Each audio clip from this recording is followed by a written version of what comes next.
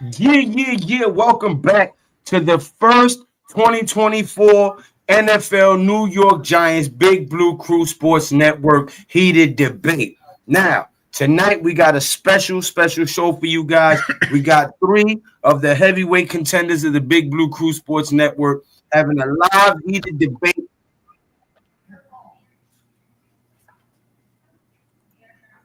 Having a heated debate about the whole state of the franchise, the possible draft picks, the possible coaching hire, and so much more. So, without any further ado, let me go ahead and introduce the three guys that will be debating. I will be moderating this evening, and we will get right into it. First, we have Big Pat Sports Talk of Big Pat Sports Talk, as you know, another member of the Big Blue Crew Sports Network. We have Miz in the midday, the man, the myth, the legend, one of the sports fanatics known to many New York Giants content creators. And then we have Unpopular Opinion Sports, the highly opinionated and unpopular, vocally opinionated content creator for the New York Giants, also a member of the Big Blue Crew Sports Network. And then you have myself, Big Blue, who will be moderating this debate this evening.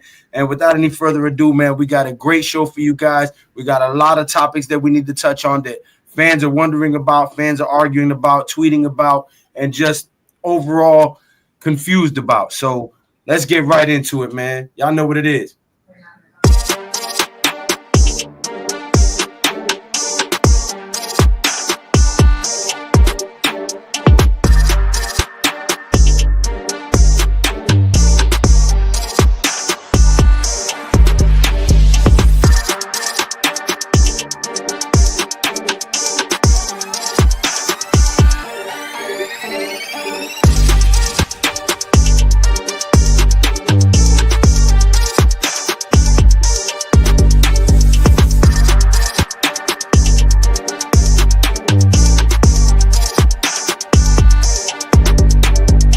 Welcome to the Big Blue Crew Sports Network.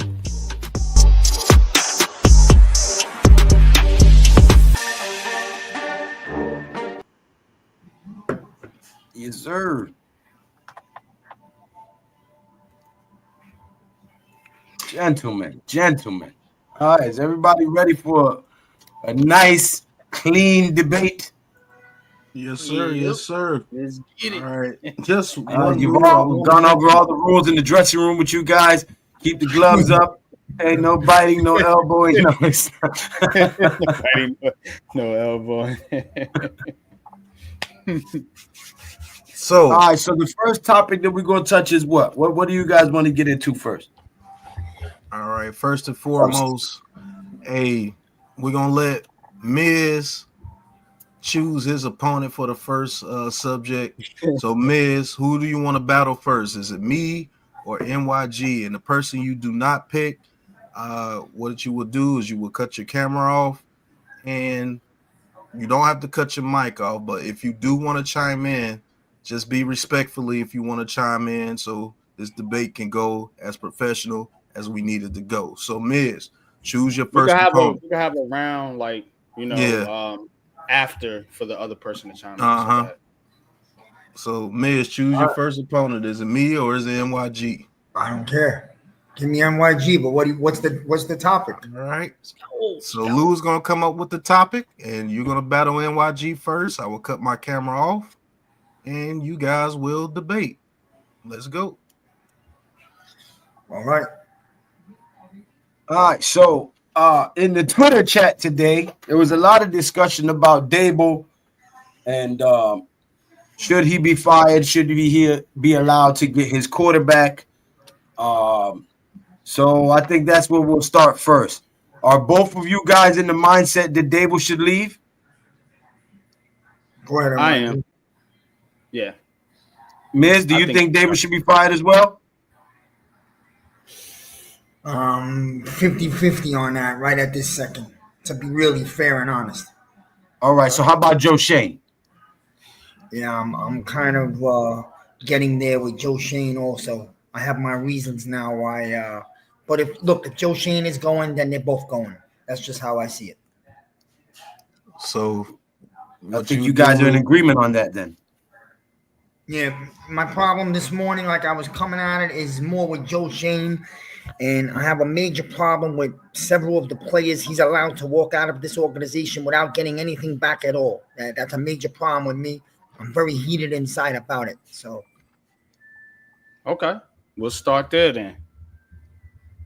yeah, here's my problem with Joe Schoen. You let Barkley. We all know the big one is Barkley. Okay, you let Barkley walk out of here, go to your division enemy. Okay, and watch him have an MVP level football season while we suck ass with 2 wins. Okay, right down the turnpike to the enemy. I gotta sit and watch their fans chant "Thank you, Giants" on national TV, so the whole country can fucking laugh at us. Okay, all right, that's number one. You let McKinney go. I understand you weren't gonna pay him $90 million. You let him walk out the building. You didn't try to trade him when you could have.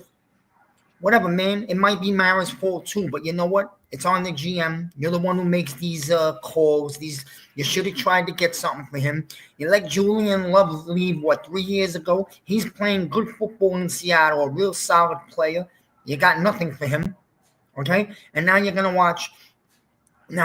Slayton and Aziz walk away at the end of this year. And guess what you're gonna get for him? Absolutely nothing. At least he's consistent, Joe Schoen. This is the epitome of disgusting, terrible business, man. It's hard. It's ass, bro. And we'll continue to be a 2 to 3 or 4 win team, but we'll watch our players go be stars in other places, bro. Okay. So you said Saquon Barkley and McKinney specifically, which you would have had to pay those guys probably a combined McKinney got like 10 million, I think, or 12 million. So say 24 to 30 million. You would have had to pay those guys.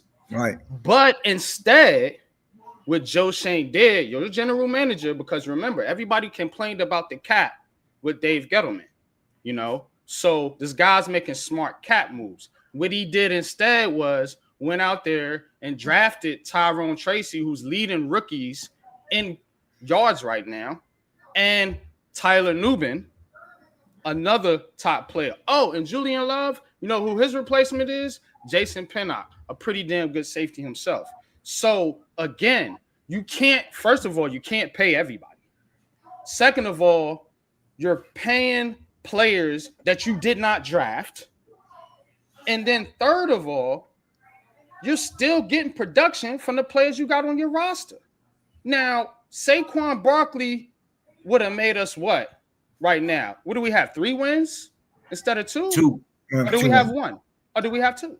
It's so the point being is there's no reason to be upset at the GM because these players walk, other than the fact that you're emotionally upset because people are talking shit to you and you got to hear about it in the media. That's all that is. It's not Joe Schoen's fault. Joe Schoen made the right move there. For real. Okay.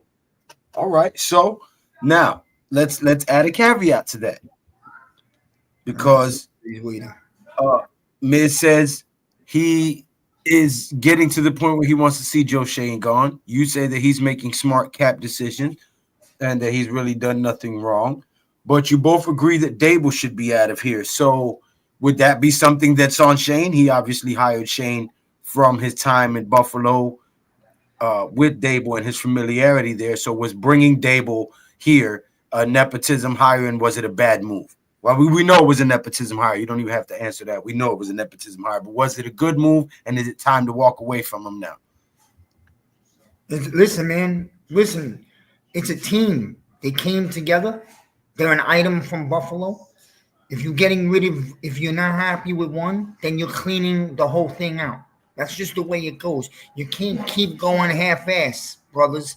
You cannot keep the regime, let them draft the quarterback, and then next year, if they don't do good, fire the regime. Now you bring in a new GM, and now you're doing the same thing you did with Jones. You're forcing a quarterback that he didn't get to choose on him. Can't keep doing that shit. It doesn't work. It's a bad cycle.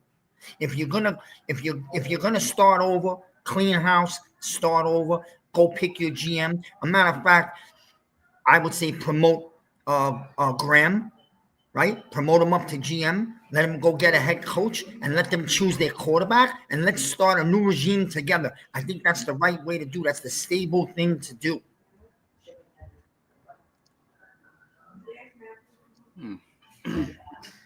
Well, I think Joe Schoen should keep his job, to be honest with you, because look at where this team was roster-wise and look at where they are now from Dave Gettleman.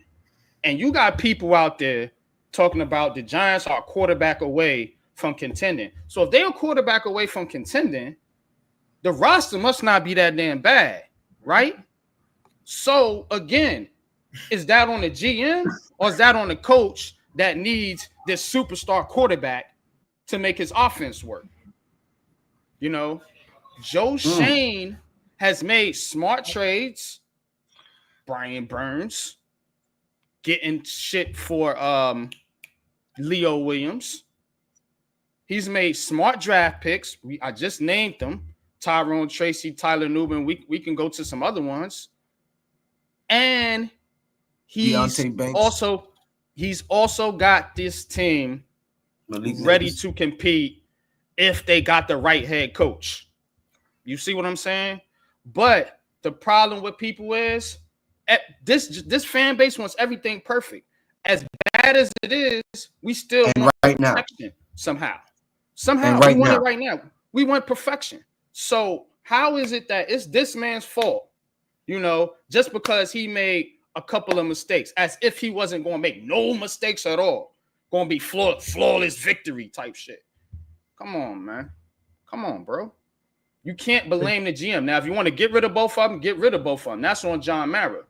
But if you telling me Joe Schoen has not done a good job, I think you're right. Yeah, I didn't say that. What I'm saying is, listen, I like Joe Schoen. If you're gonna get rid of one, you got to get rid of both. I want to play. I don't want to play that game again, bro. I don't want to. Listen, you guys. I understand both points, but why get points. rid of a man that doesn't deserve to be fired? Why are you gonna fire a motherfucker just to be fired? Let me tell you a story. Funny story, and it's a true story. I swear to God. I worked at a pizza joint with my cousin. Right, my cousin was late all the fucking time. Right, I came on time. Right, they fired. Yeah, I got a little time.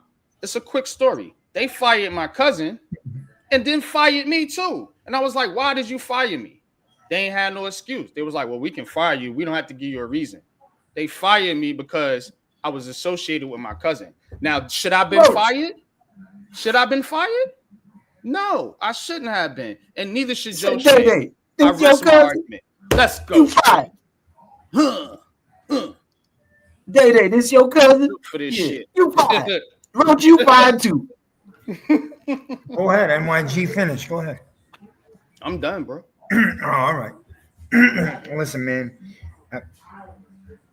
I'm not saying fire Joe Schoen right now today. I actually like Joe Schoen. I like the picks he's made.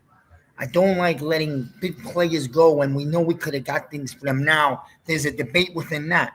Is it Joe Schoen or is Joe Schoen just doing what his boss telling him to do? Because we all know that Mara don't like to trade players at the deadline. Why? Because he is worried about who's going to be in the seats in December in the stadium. That's what he cares about. So, there's a debate within a debate. But I get it, bro. I get both sides of it. Mm-hmm. And I'm not one that like to fire people. I usually like stability. You guys know that. I'm old school. I say, stay together 5, 6, 7 years. Let's see this through, And maybe that's the right way to go, man. I really don't. A lot of people are coming down on Dable, bro. And I feel like people may have been more inclined to agree with you had we have not been losing for so long. Had this been the beginning of our losing, people might have been like, give him a shot, give him time to turn it around. We've been losing for 12 years. people's patience are thin. We already New Yorkers as it is. We got very little fucking patience as it is. You know what I'm saying? So I'm guilty. I'm guilty. yeah, you add 12 years of misery on top of the no patience. People are ready to fucking lose their marbles over here. So you know, it comes with the territory. That position takes all the blame. The coach, the quarterback, the GM, those positions right there. Everything starts from there. The GM, the coach, the quarterback. That's a I mean, fact. no, So just before Pat jumps in, I know Pat's about to go in, but and we'll get to this after Pat speaks. But with the head coach, just briefly, there is things to consider because it happens to be a year where there's some big name coaches hanging out there. I'm just throwing that out there. But go ahead, Pat. So first and foremost, before I start my little speech and everything, I love my brothers on this panel. So whatever I say, don't take this to heart. It's not an attack at you personally. But first and foremost, I'm sick of the emotional bullshit with this fan base. Everybody's emotional about motherfuckers that are not here anymore. Saquon Barkley, Xavier McKinney, Julian Love. What about the motherfucking people Joe Schoen kept here and Andrew Thomas, Dexter Lawrence? What about those people that got paid? What about those people? All the decisions that Joe Schoen has made, you can only bring up the bad situations that has happened. And to be honest with you, we weren't winning shit with those people. How many playoff appearances did we go to with Saquon Barkley here in 6 years? Can somebody answer that question for me in the chat or on the panel? One. So all the motherfucking jumping over people backwards and all that bullshit. We only made the playoffs one time, and guess what? As much as Saquon Barkley had to deal with that playoff season, Daniel Jones did too. Daniel Jones actually had more running first downs than Saquon Barkley and had almost as many rushing yards as Saquon Barkley down the stretch of that season. Also had 5 regular season comeback wins and 1 playoff comeback win that year. But nobody would have given him credit that year. So you're going to bash a GM that has brought you Malik Nabers, that has brought you Tyrone Tracy, brought you Tyler Newbin, brought you Drew Phillips, brought you Brian Burns.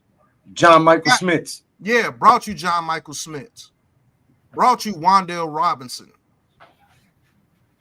Made a decision to keep Slayton. Elijah Chattman, a whole bunch of people. Brought you Bobby Okereke. Brought you Pinnock. Brian Burns.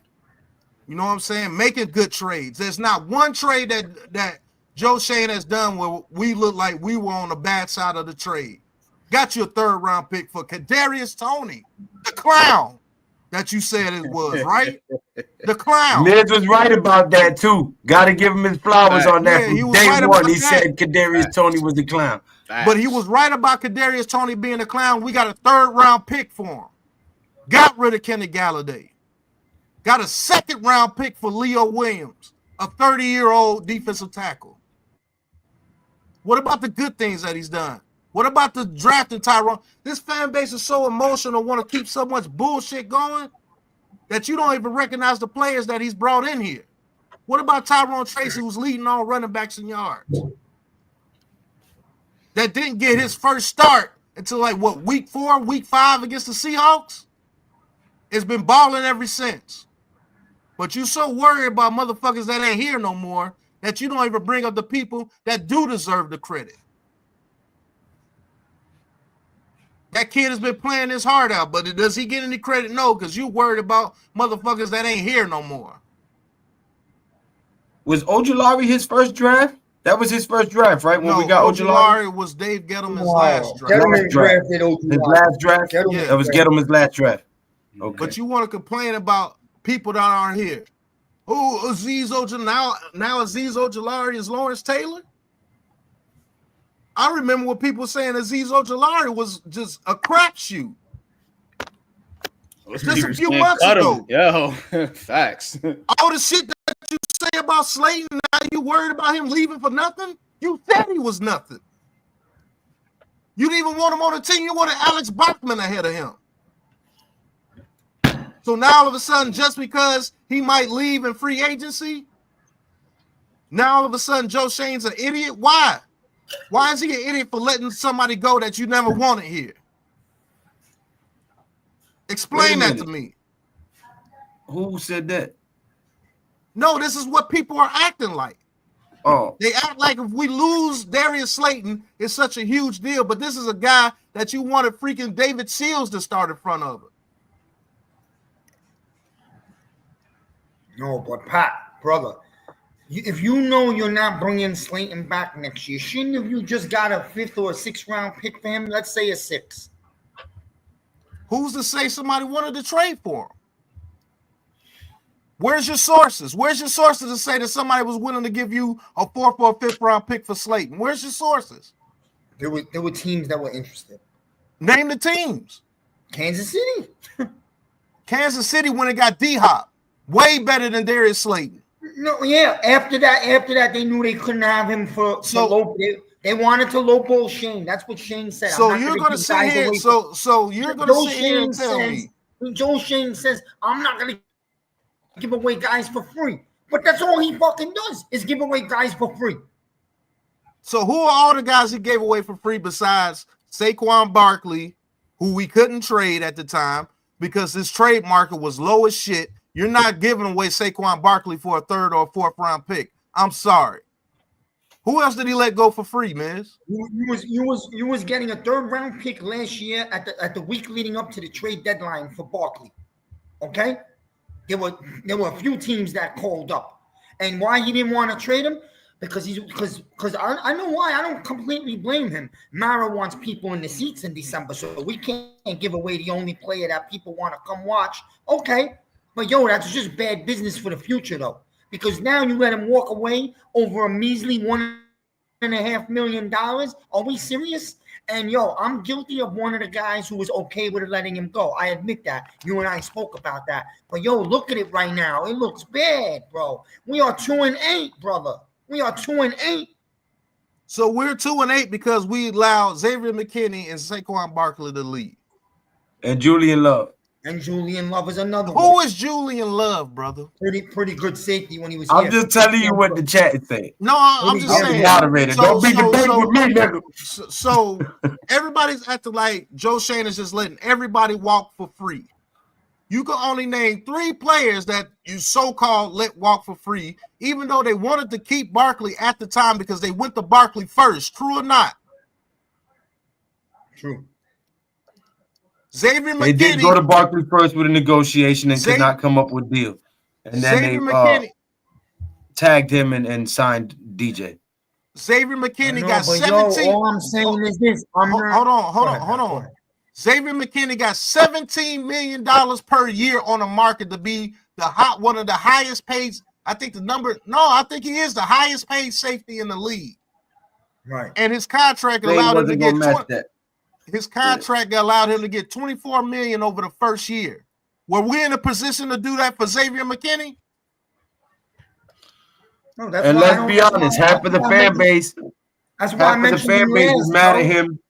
Half of the fan base was mad at him for the injury on the 4-wheeler and thought that injury hampered him and he wasn't quite the same and that he wasn't very responsible. So you had half the fan base that wanted him gone and half the fan base was upset about it. So Julian Love, Dash is in the chat. You can come up here too, Dash, if you want to speak. And Good so Eats. Julian Love is this great safety. One second. Good Eats. Stop it, brother. Dexter Lawrence ain't no fake leader, so stop the nonsense. We're not worried about comments like that. That's nonsense. The dude's a hell of a leader. So Julian Love is a top 5 safety in the league. That's what people are saying. Julian Love is a top 5 safety in the league. What's his skill set? Go ahead, NYG. So Julian Love got what, 10 million? I think McKinney got 16, 26. No, he got 17 million per. 17. So you especially somebody like Dash, I hope you come up to debate. You always talk about the bread. So everybody always talk about the bread, but as if the Giants. What happened? Oh, mannequin. That's yeah, what happens when you get that mannequin, baby. That mannequin to free you dead of your tracks, like Mitch McConnell. So you're telling me that Julian Love is a top 5 safety in the league. So you can only name 4 safeties ahead of Julian Love in the league that plays the position better. Are you serious? When he comes back, you gotta let him talk though, because he was Neal, yes. I'm talking to anybody who believes that Joe Schoen should be fired for letting those 3 players go. Who are the other players that he's letting walk for free? I'm naming you. Big Dash said we offered McKinney 14. Oh, we lost NYD. I'm angry about. I have never said fire Joe Schoen right now. I did not say that. Let me make myself clear. No, in the beginning he said he's 50-50 on it. He's not there yet. On Dable, I'm 50-50. With Joe Schoen right now, I'm pretty much sure they're gonna stay with the GM. Mara usually stays a long time with GMs, and he's made some good picks. He's done some good stuff. I'm just a little angry that we didn't try to get some things for some of these guys. That's all.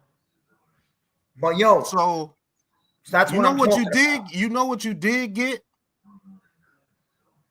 You got an offensive line that was half decent before Andrew Thomas got hurt. You signed those 3 guys. Illuminor's not here. John Runyon's not here. You might not even get to trade for Brian Burns. He might not even be here because you had to pay Brian Burns in order to trade for him. So are you willing to lose your offensive line and Brian Burns for Xavier McKinney, who you already got Tyler Nubin drafted and got Pinnock and Saquon Barkley? Because Tracy's not here either if you get Saquon Barkley back. What did we do that was so what's going on? K-Mac says O-line he has drafted have sucked. Had to go the free agency route because of draft bust, which in addition to Moronic Jones' contract allowed some good players out the door. Barkley, McKinney, Love, etc. So when the Chiefs go and get offensive lineman and free agency, I guess their GM sucks too, right? That don't matter, man. He makes some good free agent offensive lineman pickups, so you got to give him credit for that. It don't matter how you get Joe Schoen just did it too. Our offensive line did a complete 180. That's what I'm talking about. That's what he said. That's what he's talking about. He was responding to the same comment he was responding to, Pat. Yeah, I got he done good with going to get those guys in the free agency. He patched up the line the way he had to. But so there's good and bad, obviously, with Joe Schoen to be fair. Like so for me, what I ask the people is, when you compare Joe Schoen's good to his bad, why they you can come up to debate. Yeah, if you have a difference of opinion, the link is in the chat. That's right. Come up and debate. We don't got time to read the comments and continue the debate. So if you have a difference of opinion, click the link, come up here, get your voice heard. I'm moderating. There's no cursing and yelling. It's not a derogative discussion. It is a discussion. If you're not debating, don't hit the link, please. Right. So I believe when you add up Joe Schoen's resume when it comes to the Giants, I think he's done way more good than bad. Every GM has bad draft picks. I don't care how you look at it or anything. It's just masked by how good the team is. But he fixed the cap. That's what you wanted, right? The cap has been fixed. We got money. The offensive line has been rejuvenated. He's drafted plenty of damn good rookies on his team. And he's also kept a lot of the players that should have been kept on his team as well. So you're willing to say that he's done a horrible job because of maybe a couple of picks that you think that are not panning out, like an Evan Neal, Kayvon Thibodeau. Everybody wants to bash him because it's cool to bash the Giants, but he's done a good job since he's been here. Just because he's not a TJ Watt in his second year doesn't mean he's a bad player. What happened to our run game when Kayvon Thibodeau went down? What happened to our run defense when Kayvon Thibodeau went down? We went to one of the worst in the league. Mm-hmm. So that's what I have to say about that. Make an honest assessment. I will say this. The Giants have gotten away from developing talent.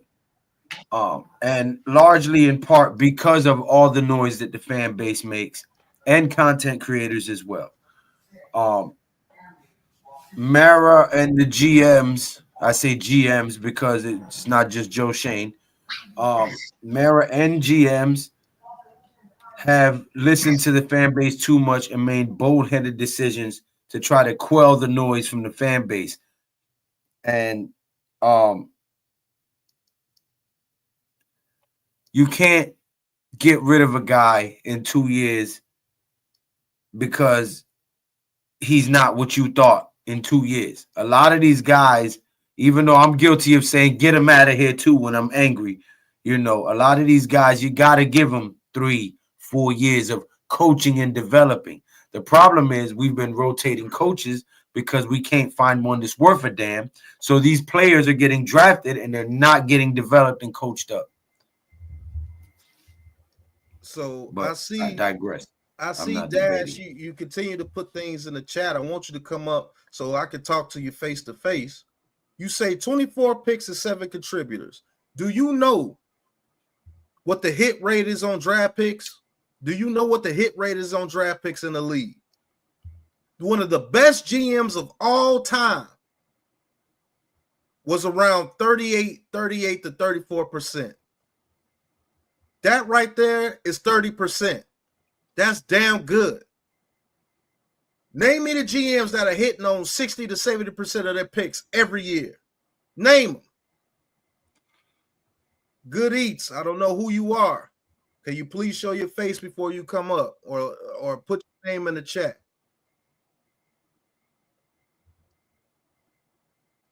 Rob Zero is here as well. I'm going to let you come up so you can speak on this subject. Now, guys, get it, man. Y'all hit that like button. Listen, we're not going to over-talk each other. We're not going to curse or insult each other, okay? We should be able to talk like men, even if we disagree, without being disrespectful to each other. We want people to be able to view this and get value from it and information from it. So let's be respectful. Rob Zero, you there? Can you hear me? I can hear you now. Go ahead. All right. So on this topic, Joe Schoen should be fired, and he is a bad GM. And the reason why he is a bad GM is because it is not just one incident or 2 incidents. It is a multitude and a plethora. Pat, you want to bring up the offensive line, and you want to say, oh, it was a top offensive line before Andrew Thomas got hurt. Well, why is it bad after Andrew Thomas got hurt? That is because the GM did not prioritize depth on the offensive line, and that is why the offensive line is bad. That is his mistake. You've got players that were here last year in McKinney and Barkley that if they were not a part of your future plans, i.e. also with McKinney, he didn't understand the market of where McKinney was. That is a GM's job. You offered him well under market value as far as where it was going to, and we saw that with Hard Knocks. Every single player, John Runyon, all of these guys, he had him mapped out as far as an amount, and they got more than what they were talking about in Hard Knocks that they were going to get. You went ahead and you offered Julian Love, I don't know, $6 million or $7 million. He got $6 million from the Seahawks, came back to you, and then you told him no. And then you proceeded to draft his replacement or another safety. You didn't sign McKinney. You didn't tag McKinney. And then because you didn't prioritize that position, but yet you invested a top 50 pick in another safety because you lost McKinney and you said you had a hole there, so you needed to do it. You didn't trade Barkley when you got offered a second-round pick last year, which was confirmed from the Baltimore Ravens. That would have given you 3 second-round draft picks. Your first 2 drafts, meaning Joe Schoen's first 2 drafts, are dog shit, except for a except for Kayvon Thibodeau, who still has more to show. Okay. He's calling Wando Robinson a role player. This is a guy that you took in the second round, and you're calling him a role player. A second round player should be an impactful player on your roster, and he is not doing that. You invested a top 10 pick in Evan Neal, and you wouldn't even put him onto the field up until 2 weeks ago? And the only other time we saw him was he couldn't even make it on a goal line play. The first time we saw him was in the Pittsburgh game when they ran that stupid freaking 2-point conversion. But you're bringing a guy, Chris Hubbard, off of somebody's practice squad, and he's playing over a guy that you took in the top 10? You had, again, even with going back after the 2022 season, the way that he handled that offseason, he should have signed Barkley to the deal. It was already reported that there was a $2 million gap. Those reports are well known. Give the guy $2 million. But you committed $160 million to a player that you shouldn't have been committing $160 million to. You should have, if your whole plan, and this was reports that came out, the plan all along was to sign Barkley and tag Jones. Well, when Barkley was giving you a problem, you should have said, I'm sticking to my guns. You know what, Barkley? If you're not going to sign for my number, you go hit free agency. I'm tagging the quarterback. But he didn't. He panicked. He caved. And he gave $160 million to a quarterback that's now riding the pine pony. Last year, you had a lot of quarterbacks at 6 that you could have taken that could have changed the direction. But yet, he invested $5 million that can get up to $7 or $8 million with incentives for a guy like Drew Lock, who's not even playing right now. They went to Tommy DeVito. So you're paying a guy $5 million to not even touch the field. What you could have done is you could have drafted a Penix, a JJ, a Bo Nix, and sat them behind Daniel Jones. You could have still started Daniel. Daniel could have still started if he was ready. But guess what? He would have been benched a lot sooner than what he was, because you have a future. You have a future waiting in the wing. But everybody wanted Nabers. Everybody wanted the wide receiver. Everybody wanted to get the skill position. It's exactly what we did in 2018. They passed on the quarterback. They took a skilled positional player, and now they're going to force a quarterback pick in a not-so-good quarterback draft,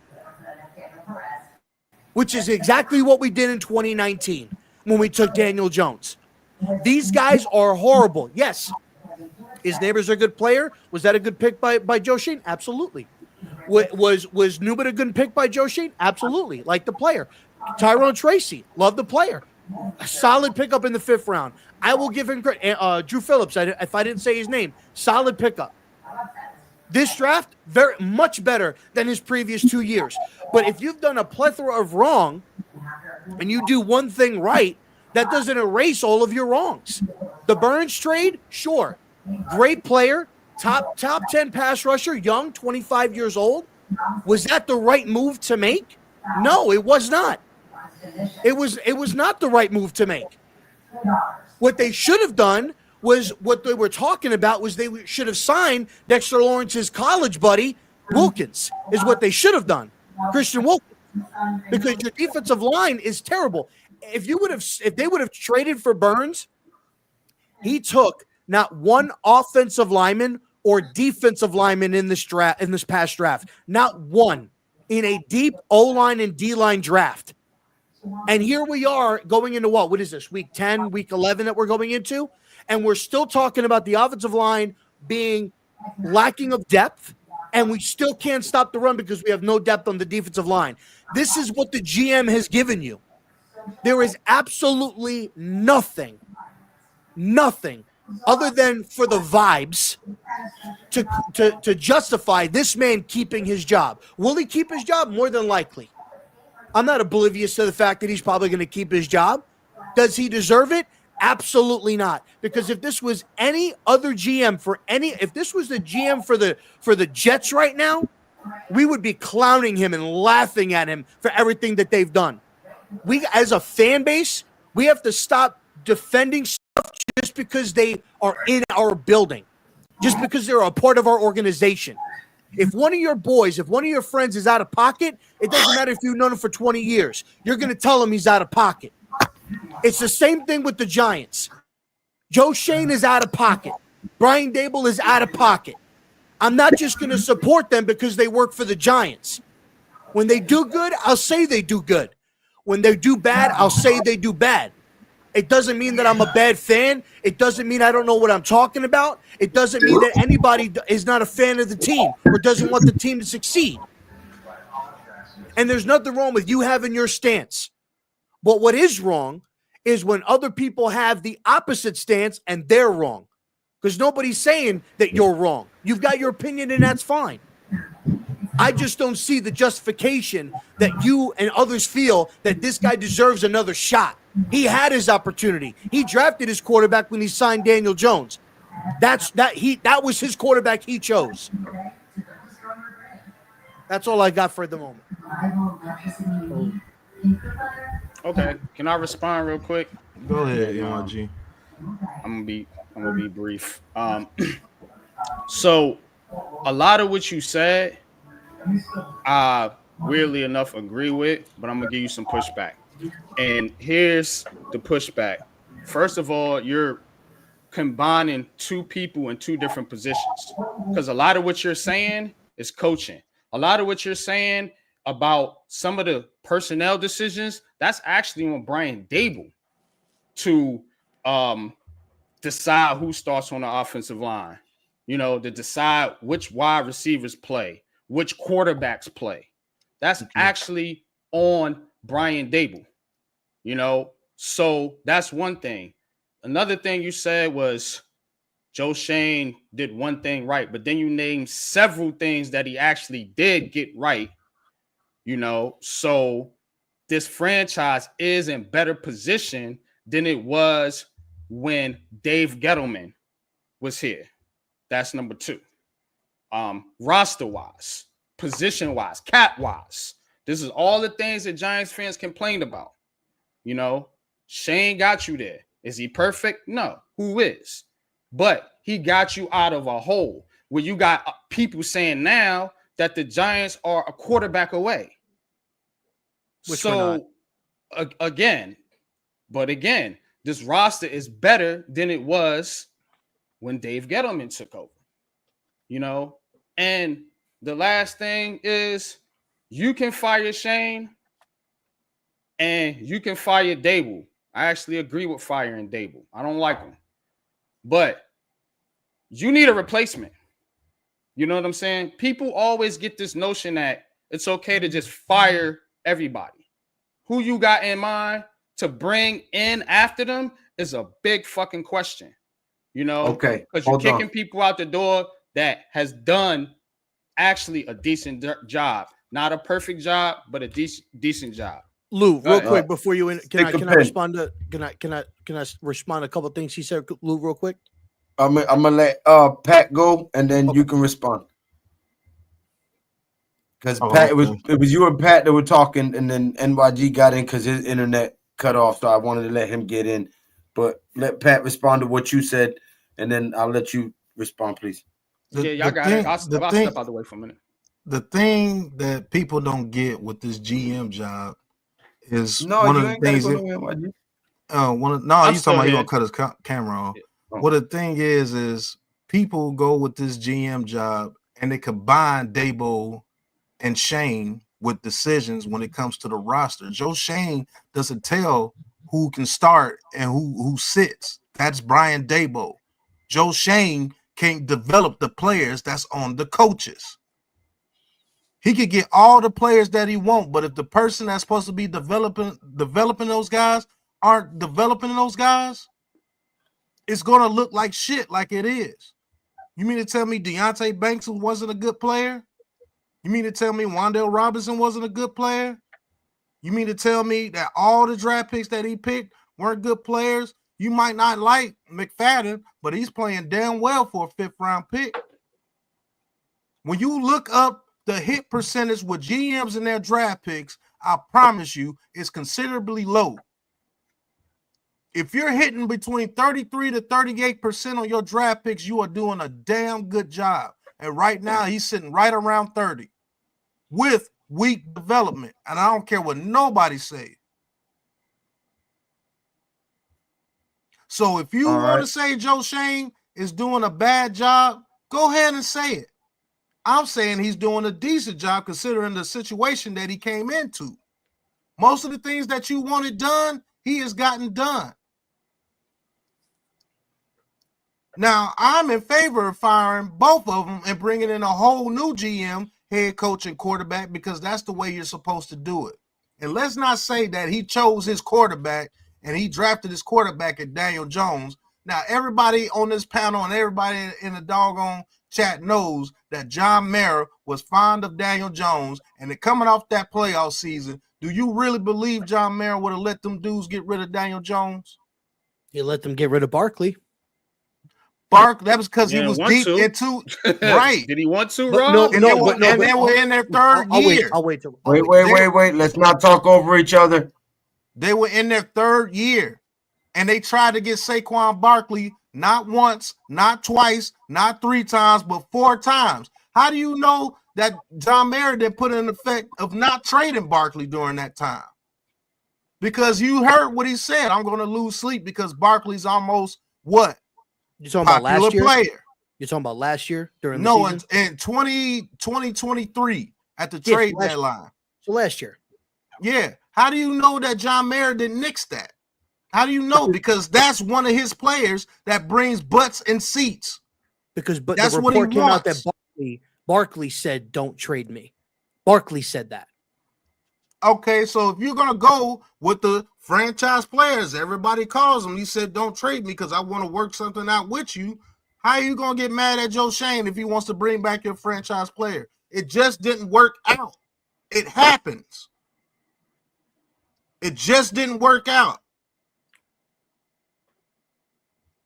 What if we give all this money to Xavier McKinney and Julian Love and Saquon Barkley, but your offensive line is still trash? What did we do when Saquon Barkley was here? We only made the playoffs 1 time, and the dude was only healthy 3 years out of the 6 years that he was here, and only had, 2 full years of being healthy? His rookie year in 2022? Are you talking about Barkley? Is that who you're talking about? Yeah, okay. Barkley. We didn't do anything with them here. Sometimes players just need a change of scenery.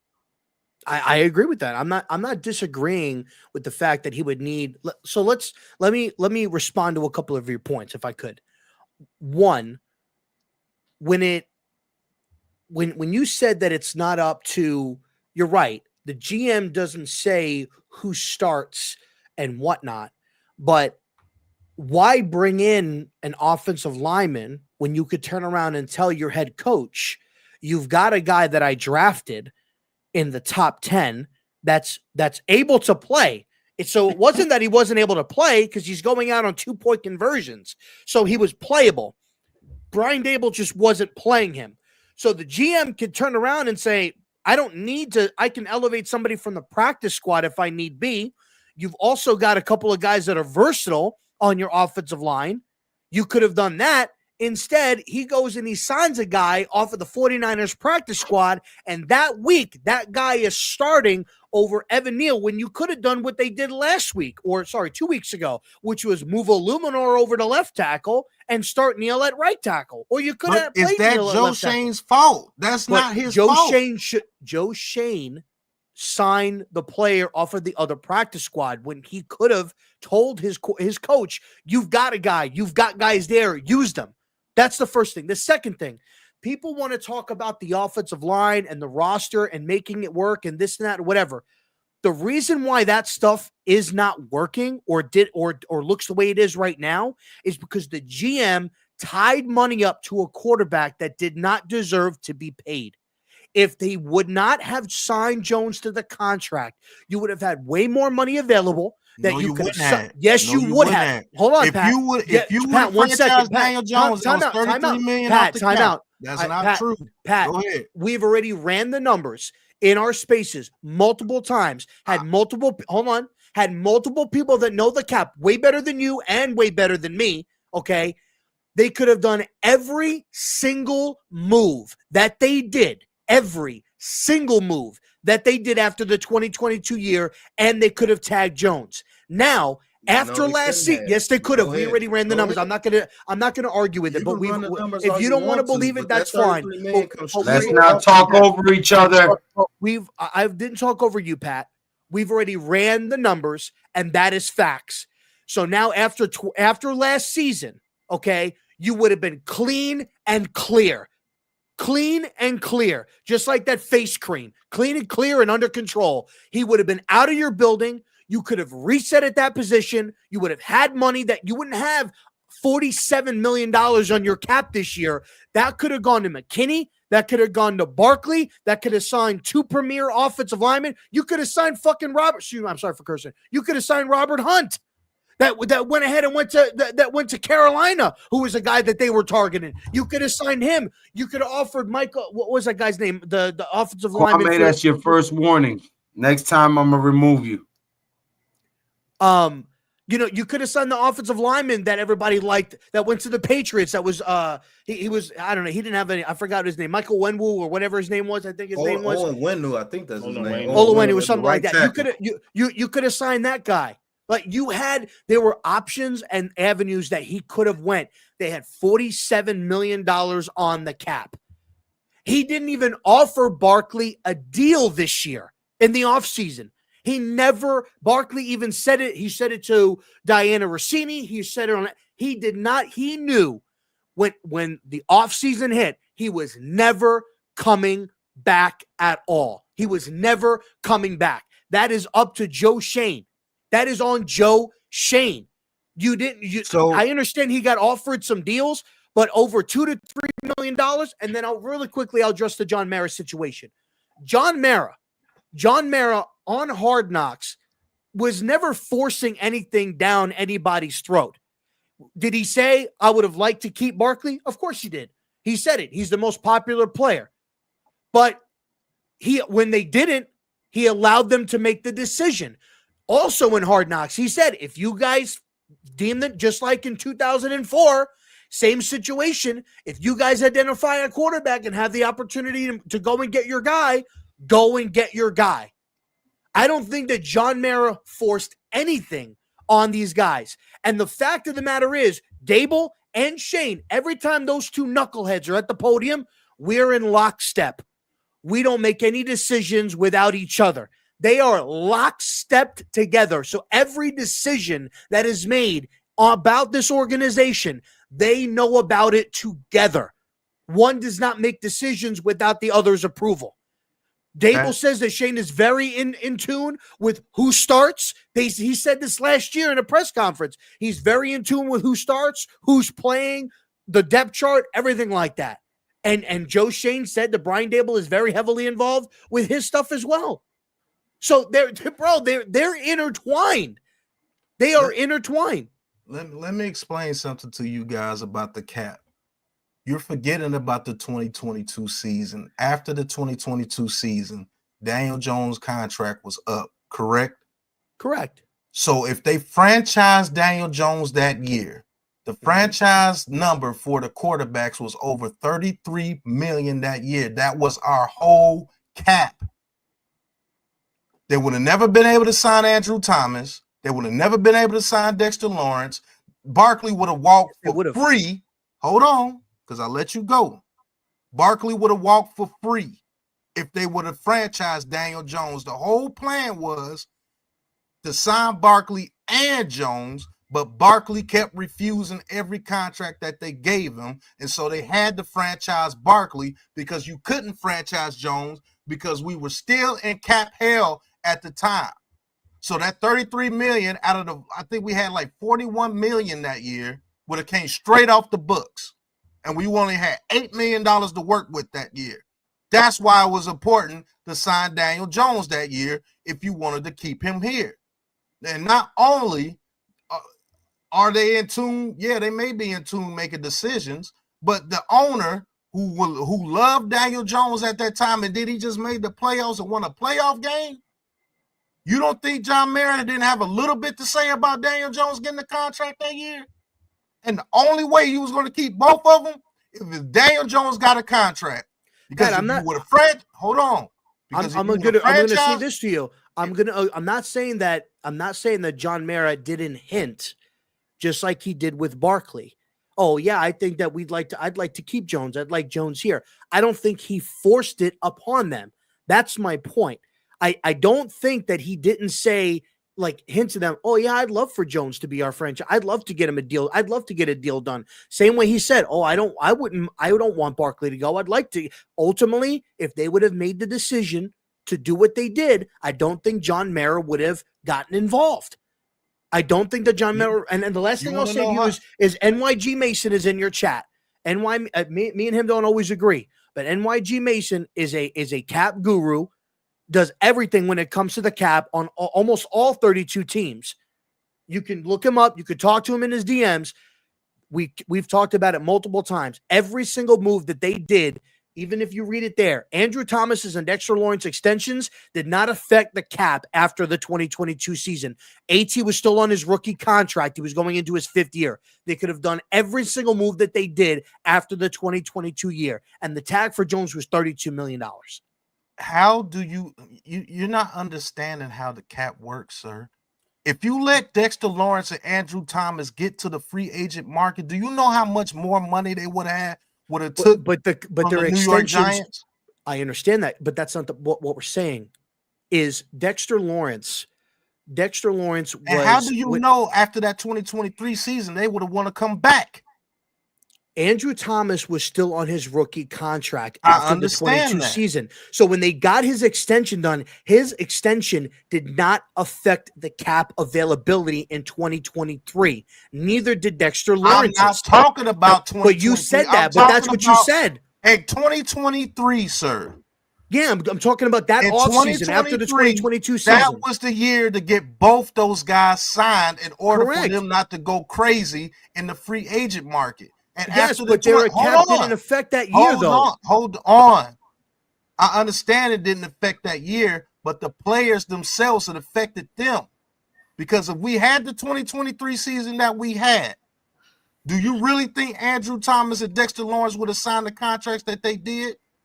But that's not the but Pat, that's not the conversation. That's why they did it, sir. They wanted to get them signed before anything happened. Hold on, Pat. Let's not change the direction of the conversation because nobody's changing the direction of the conversation. Hold on, I'll explain to you why.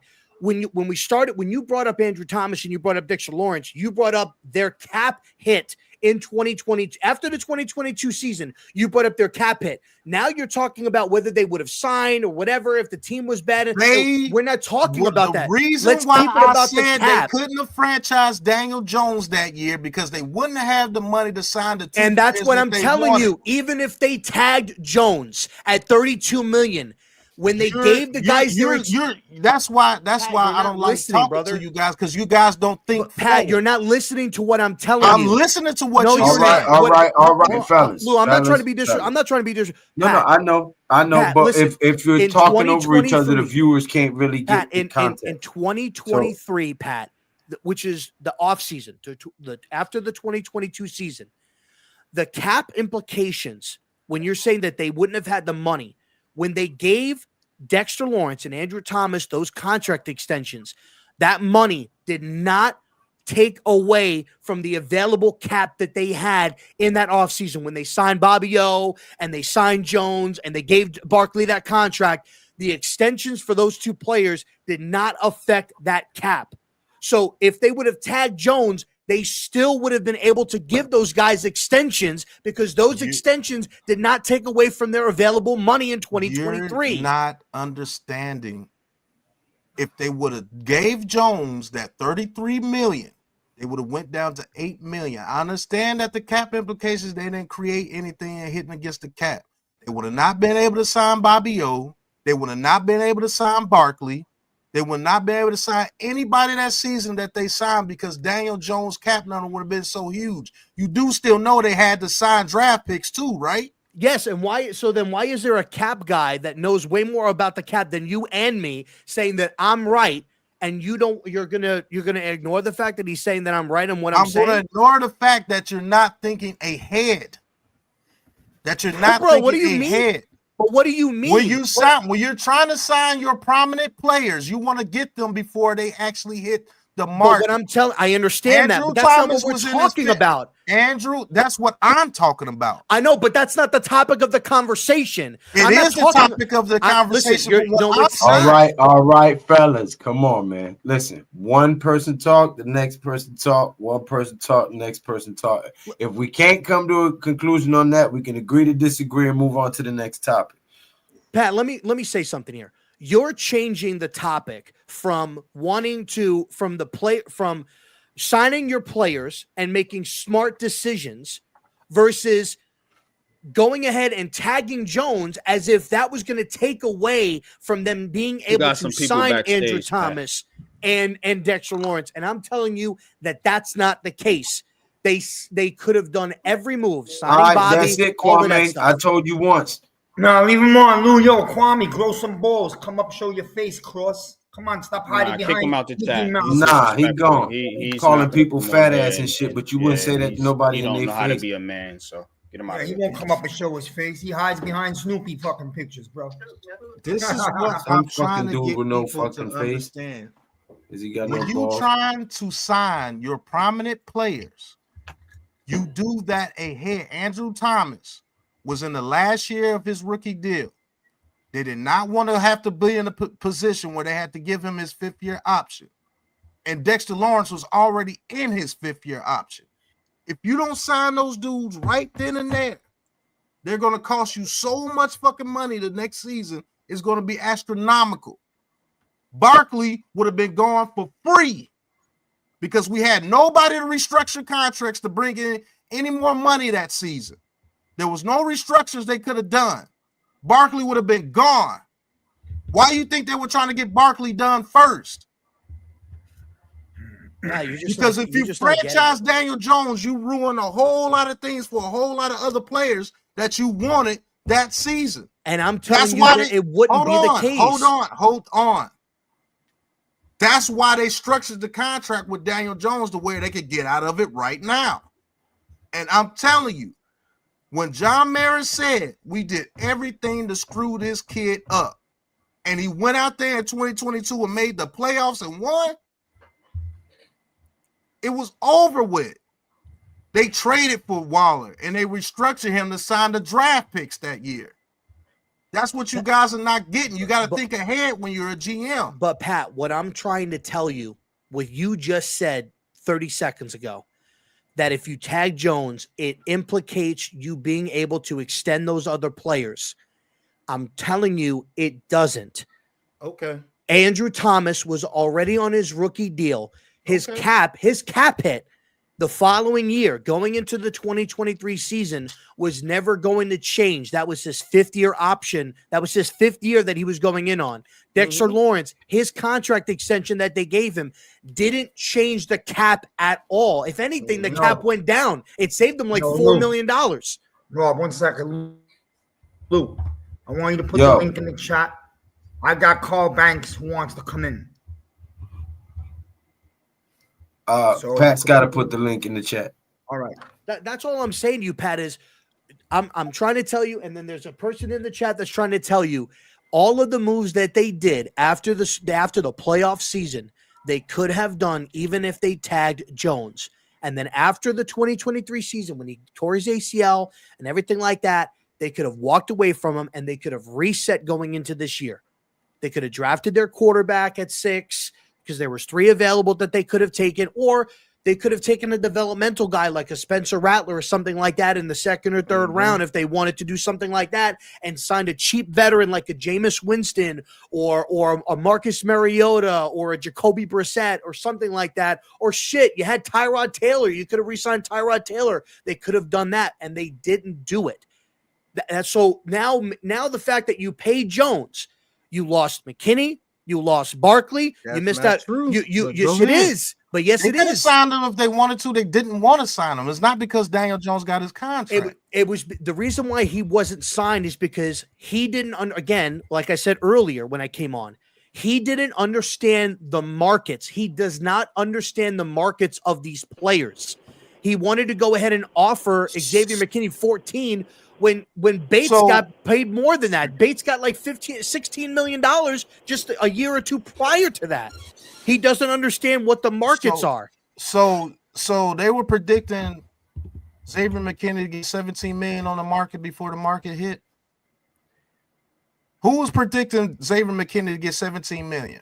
We were in the spaces, bro. So y'all were predicting that he was going to get $17 million? Yes, 16 is in the league. He was going to get 15 to 17 million dollars. Wasn't nobody predicting that, bro? Come on, with all due respect, NYG, you weren't bro. in the spaces when we were talking about it, but yes, we were. When we were talking about him getting 15 to 17 million dollars. That's what we were talking about it. Okay. Everybody was predicting that dude to be like a top 5 safety to be paid in the league, and that was around 14 to 15 million dollars. Nobody thought that he was going to get 17 million dollars on the market. I don't 15 to 16 is different from 17. It's different. And then the contract. Okay, that's a $2 million. That's a $2 million difference. To 23 million over the first year. Nobody. I mean, his cap hit this year is only $7 million with the Green Bay Packers.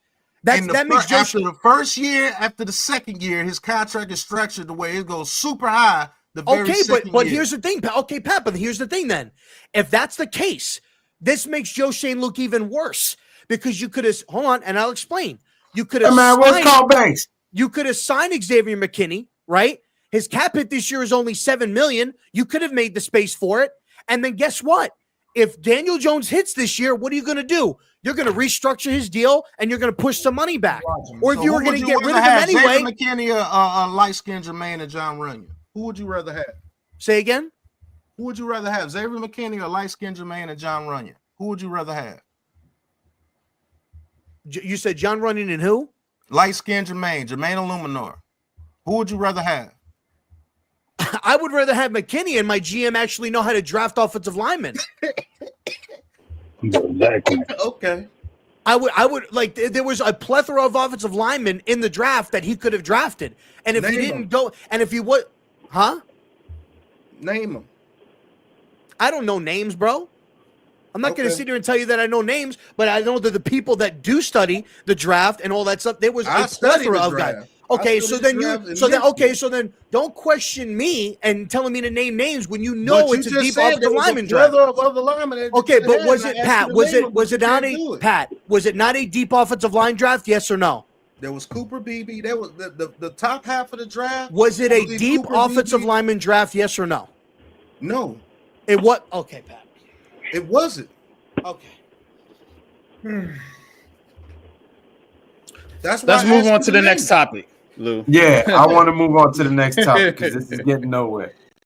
All right, so let's CJ talk. He wants to talk. Yeah, man. If we were, I just don't understand, man, why everybody keep overhyping all these sad ass players. My bad, all these sad players. Daniel Jones is trash. Nobody said Daniel Jones was great. Everybody on this panel agrees Daniel Jones has to go, so that's nullified. Well, you said what? Everybody on this everybody panel here agrees DJ got to go. All right. Yeah, but I'm saying, bro, I'm talking about just in general. Like everybody on Twitter, all that keep acting like Daniel Jones was good. And he's trash. And not only that, Big Pat, me and you was just having a conversation earlier on Twitter where you was just literally trying to act like Daniel Jones was good. So what did I say to act like Daniel Jones was good? Please tell me. Hold up, man. Hold on. He had a good college career. Hold on. Hey, this show is a debate about Dable and Shane. We're not up here talking about Daniel Jones. This is a specific debate about Brian Dable and Joe Schoen. Yeah, Joe Schoen, he should be fired. And Dable, both of them should go. They ain't did nothing. They ain't did nothing that Joe Schoen and the Gettleman ain't did. They did the same exact move. So the team is the same. Nabers is the player. Like Nabers is the one superstar player that Gettleman one superstar player was with Saquon. Now his superstar player is Nabers. But where are the other superstar players at? We ain't got no other superstar players outside of Nabers. So you looking for Last superstar time we ain't players, had right? no superstar You trying to players build this outside team, or Saquon. are you trying to build a football team No. or a fantasy team, homie? What are you trying to build? I'm saying, 'Cause you keep saying like you superstar saying players. that like I'm saying something wrong. Every team that's good, that's a Super Bowl contender, that's a playoff contender, got superstar players. When we was winning Super Bowls back in 2007, 2011, we had multiple superstar players on offense and defense. Where are superstar players at? We ain't had none since I don't know when. We had superstar players on defense, Who? and them superstar Dexter Lawrence. All right, you got Dexter Lawrence, and that's it. You got Brian You got Burns. you got All right. Dexter Lawrence, Brian Brian Burns, Bobby bro, he's Okereke, not is that- a Pro Bowler. He's mediocre. We- He's not that good, bro. We're gonna move on to the next part of the debate, which is what I was about to do anyway. So, in the event that at the end of this season, Brian Dable and Joe Schoen, or Brian Dable is fired, go ahead, Miss. No, I just wanted to say, Carl Banks is tweeting me. He may come on. He's watching. He may. If Carl Banks come on, everybody shuts their mouth and let I him think have- everybody knows that. If they're all Giants you got fans, some people. You got people that like to be disrespectful. well, that's even all if right. it's- They get thrown backstage if they're disrespectful to the legend. But what I was gonna say is, in the event that Dable is fired, who are the head coaches that we are looking at? Right, the names that are being tossed around is Belichick, which I really don't think anybody competes with him if he really wants the job. Vrabel is another name I've heard thrown around. Some people said an offensive coordinator from Detroit or something like that. I personally don't want any unproven head coaches anymore. We've had enough first-time coaches. I'm tired of being the guinea pig of the NFL. Go get us a proven head coach. But if Vrabel is an option, is that something that you guys want? Is Belichick something that you guys want? And what's your stance on that? I'm gonna go Could I first. jump on? I'm gonna okay, go ahead, Bess. first. My bad, Pat. I want Vrabel here. If Dable is fired, I'm on Mike Vrabel, whoever the GM that you want to get. I'm gonna study up on some GMs that could come in, but I want Mike Vrabel as the head coach, and the reason why is because he's a leader of men. And not only would I bring Vrabel in, I will get Jalen Milroe in the first round, and I will build a running squad with the New York Giants. As far as using Tyrone Tracy and Jalen Milroe in the RPO, you got Nabers, you got Wan'Dale Robinson, and you get you a third receiver in free agency, maybe even be able to sign T. Higgins, because the money that everybody's saying that Daniel Jones is taking up, you get that back after this season, and you could go get a T. Higgins, and let's rock. See, the foundation has been built with the offensive line when Andrew Thomas comes back, and I go get me a role grading guard, or if Mike Vrabel gets a hold of Evan Neal, I think Evan Neal could be a hell of a guard. And you run the ball like hell, and you run off the play action, the RPO, and you control the ball on offense. And I know that's what Mike Vrabel will do. I know that for a fact. And his defense is okay if they're not on the field all the damn time. All They're right. not on the field all the dang on time. There will be a whole lot better defense because everybody sees that this defense breaks down after halftime because they're on the field so much. That's my point. Miz? Yeah. Yo, what's up? There's no secret where I want to go. I'm gonna bring in Belichick with his resume and his career because this shit show is like of epic proportion, and you need a real man who, when he walks inside that locker room, everybody's gonna be stunned quiet. Okay, a man that when he speaks, you're gonna listen, and he's gonna change the culture.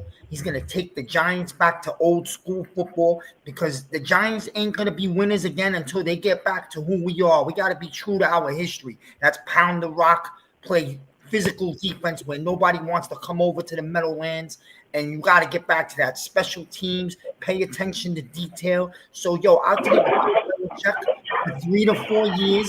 But I want him to have a successor also.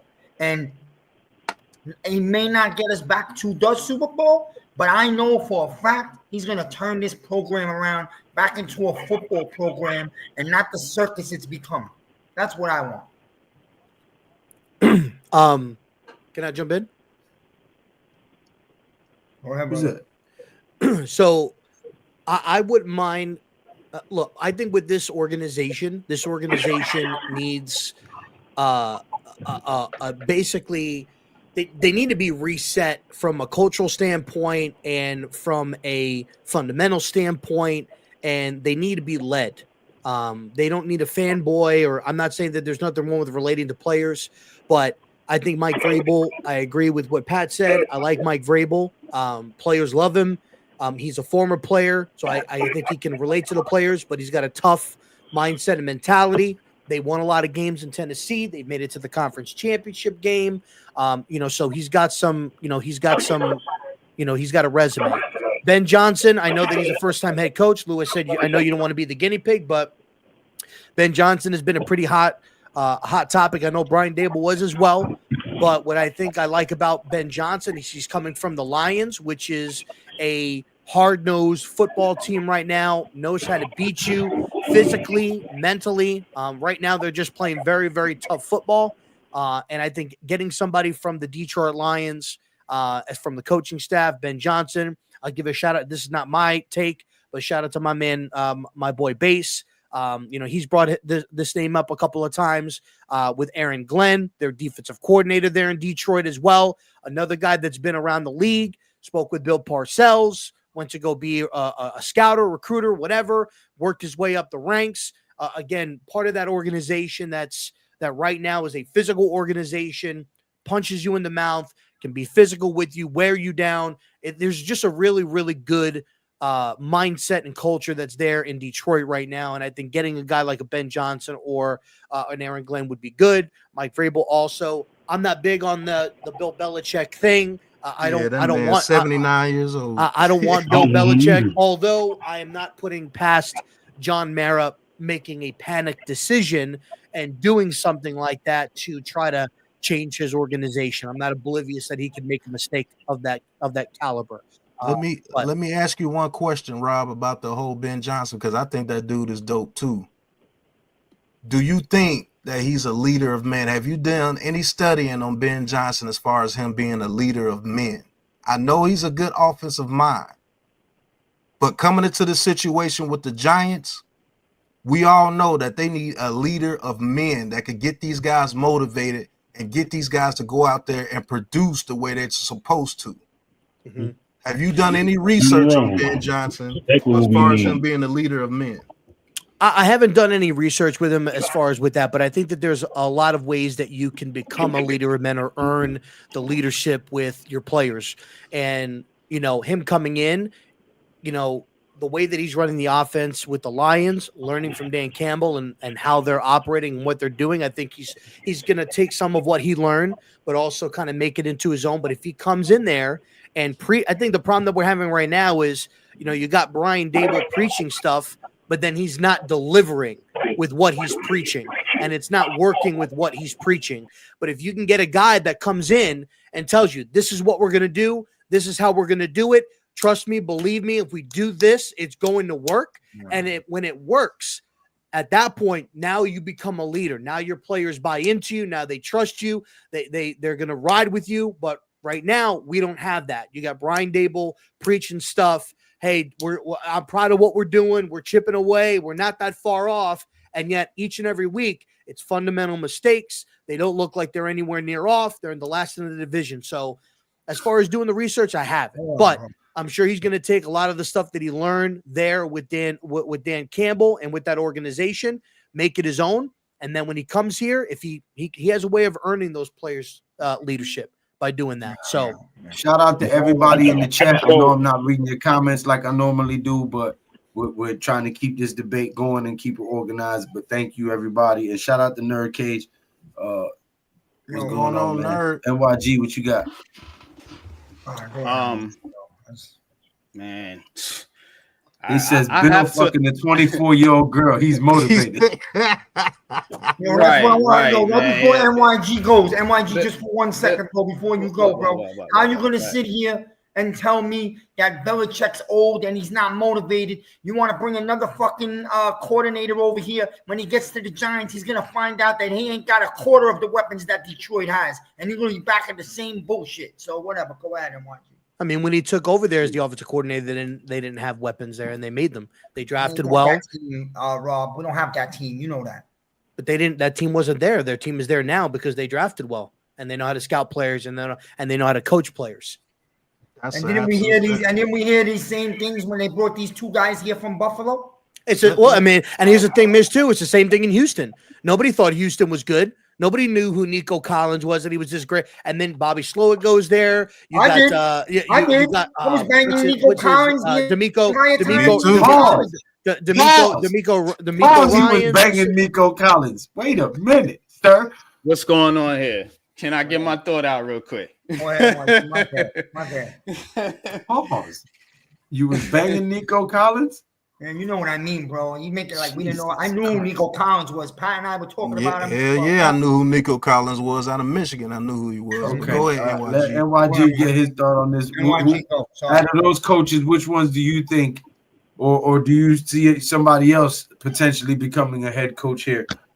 If David is fired, out of those three, you know, I got to stir the conversation up. I'm on Popular Opinion Sports. Out of those three, I actually agree with Rob and Pat. I want Vrabel. But let's spin this thing, man. Let's get funky with it. Deion Sanders. What about Deion Sanders? We talked about get the fuck out of here. That's the stupidest shit I ever heard. About it the other night. I'm sorry, MLG. I apologize. I'm about to start muting Mike. Zion. Relax. Hello to you too, Zion. But wait a minute. If you're going to draft sorry for swearing. a Sador Sanders, hold up. Can I talk? Yes. I've been good today. It? Right. Yes, I've been good today. Look, man, you talking about a leader of men. Is Deion Sanders not a leader of men? Okay. You got a young team. You know what I'm saying? Damn, they're a college team. These dudes don't know what the fuck they doing right now. You are going to draft a quarterback. Sador is the top of the list. Those are three things that line up. He's not going to Dallas. They paid Dak Prescott. The Giants got a quarterback opening right now in the biggest market in the world, in New York City. You know what I'm saying? I just throwing it out there. Like I said, my pick is Vrabel, but I don't want people to act like Prime is not a good candidate to be a head coach. I don't want people to act this whole stream was set up on the premise of that topic, right? But slightly different.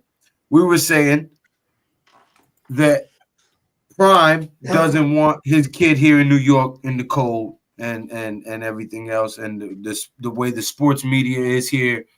You know, he don't want his kid dealing with that, and he knows what that entails, right? I mean, last time I checked, it gets pretty cold in Colorado.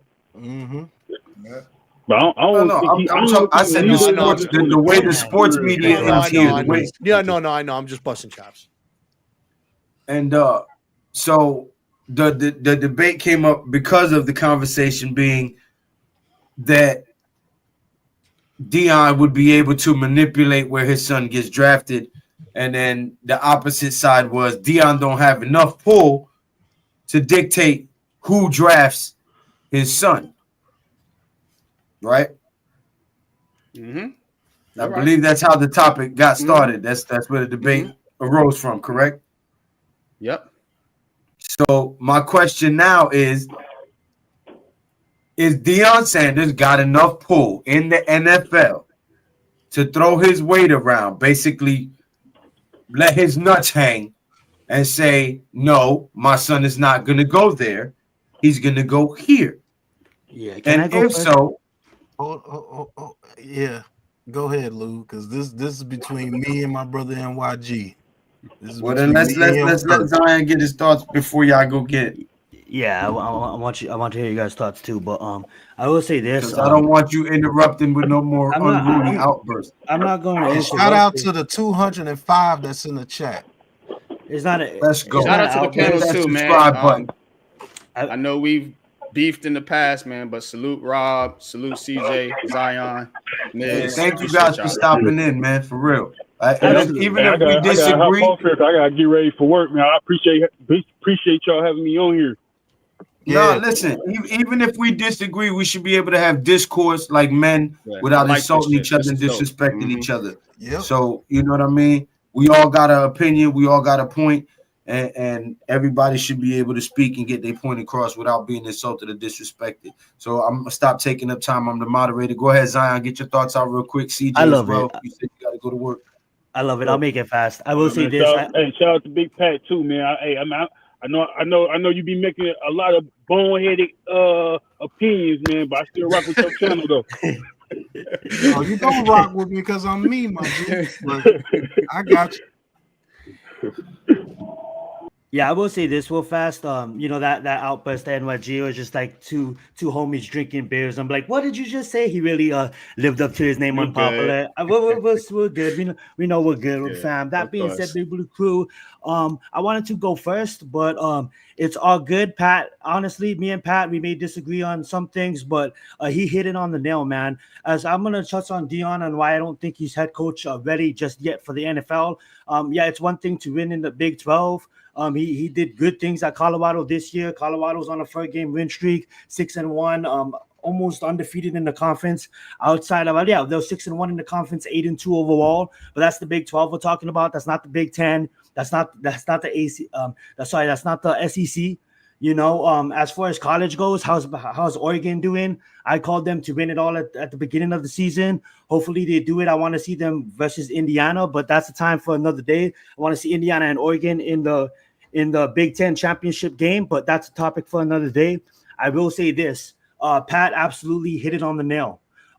You get someone like Mike Vrabel. I don't want to repeat exactly everything he said, but that guy is basically over 500, a head coach that won 3 Super Bowls with the Patriots as a player, that knows how to lead guys, that was robbed out of his coaching spot because of a quarterback named Marcus Mariota. I love the dude representing Hawaii. You know what I'm saying? I'm from Hawaii. But that being said, though, didn't make it as an NFL standing quarterback. And fortunately, that was the end of the road with Mike Vrabel in Tennessee. Obviously, he's a consultant with the Browns now. I think you bring him in and absolutely, if you look at the GM, you promote Brandon Brown. If you watch Hard Knocks, Brandon Brown looked like the smartest individual in the room. Absolutely, I think he'd be able to manipulate the cap and work some things. That's a conversation for another day too, because I know you guys talked about that earlier. But I'm with Pat on that, and it's funny because we've been talking about this on my podcast, Premium Takes.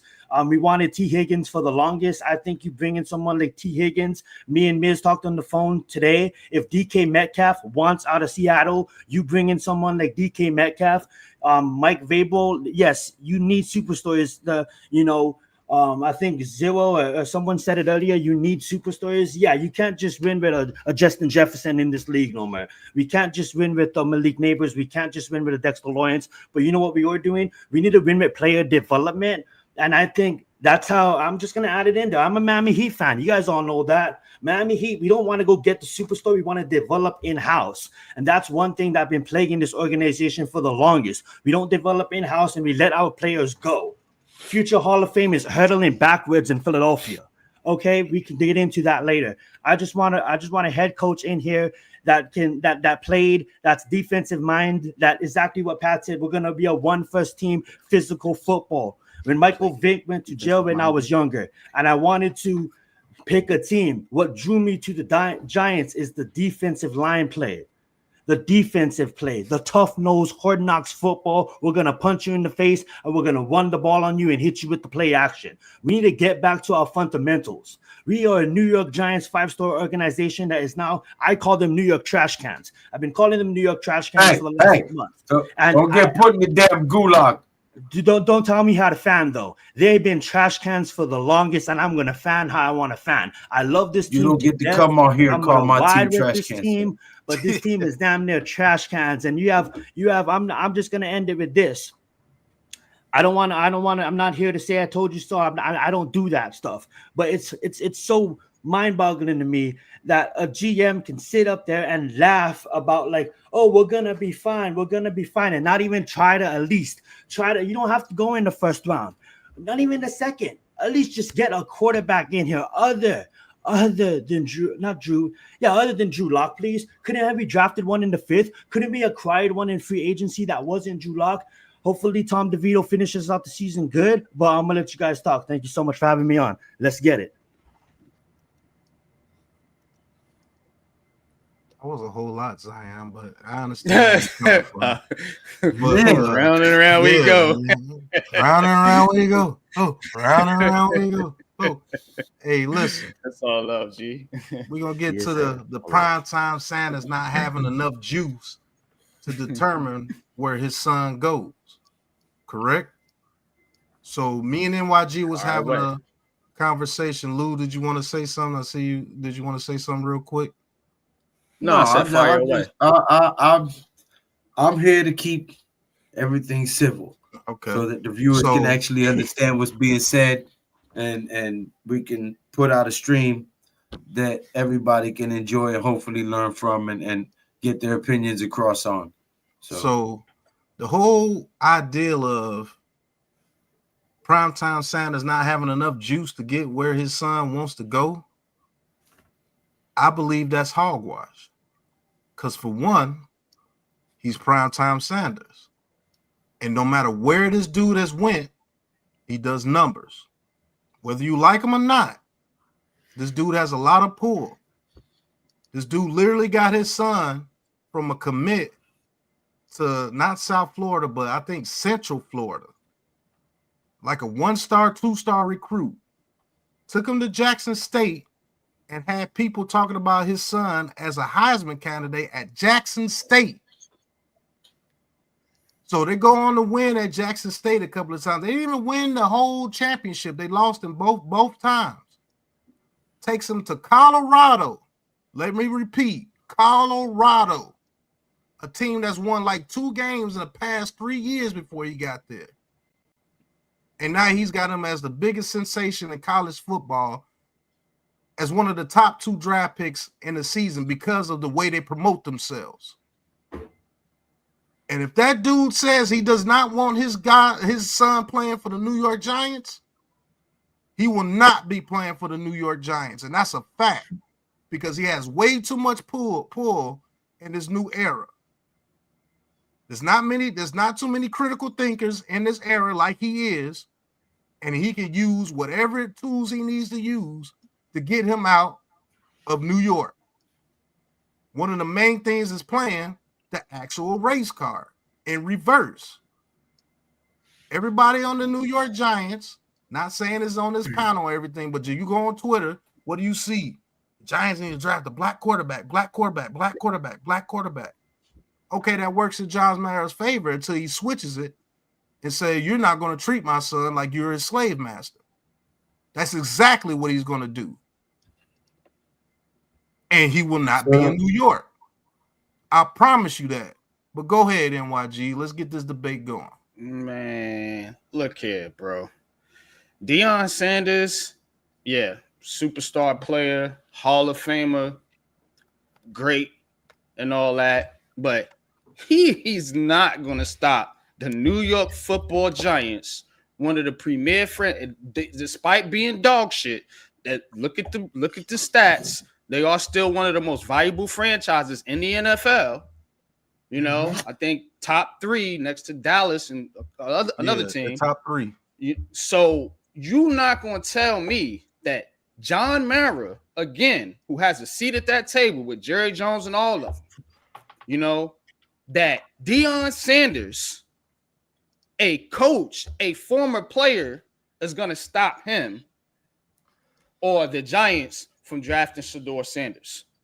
Now, the race angle is one thing to be played, but again, who is going to be the coach? That's the key thing. Because again, if there's a coach here that Deion and them like, because the one thing he said was he wants somebody that's going to coach his son I guess assuming he's not going to be there. You know what I mean? If that's the case, you know, and the Giants bring somebody in here, like a Ben Johnson, like Rob said, or one of these offensive guys, not my pick, I'm just throwing it out there. Why would he block the Giants from drafting him? So he going to block the Giants from drafting him so he can go to Jacksonville?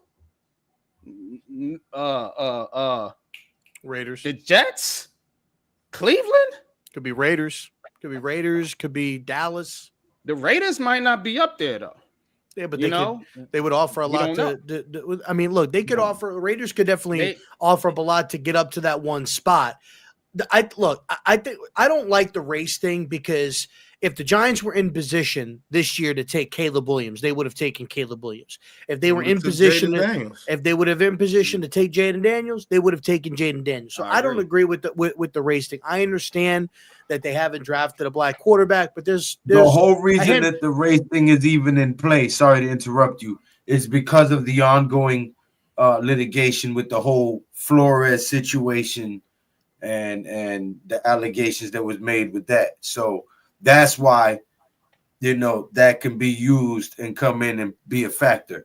Well, yeah, but I think it goes. I think a lot of people that talk about the race thing, it's a lot deeper than just Brian Flores. It's because the team has never drafted a black quarterback. But there's been a lot of teams that haven't drafted a black quarterback in the first round. Like I don't think the Steelers have ever drafted a black quarterback. I don't think that the Patriots have ever drafted a black quarterback in the first round. Like, yeah, they've taken black quarterbacks before. They did this past year, but never to be like the face of their franchise. So so there's a lot of, but like again, if the Giants were in position, they would have taken Jaden Daniels or they would have taken Caleb Williams. I will say this to push back on NYG. Arch Manning did not even have the same type of caliber of career or pull as probably Deion Sanders does. And Arch Manning, given their name and everything like that, but I would say that Deion probably right now is a much bigger name than what Arch Manning was at the time. I know Peyton was in the league and everything, but if Arch Manning can do it, Deion Sanders can do it. And now Manning did what? They negated and kind of moved around where Eli was going to go. Eli didn't want to play for the Chargers. Didn't want to play for the Chargers. The Eli Manning situation. Yeah. Okay. So I think that Prime would be able to do this exact same thing. Now, I don't necessarily know how Shador feels.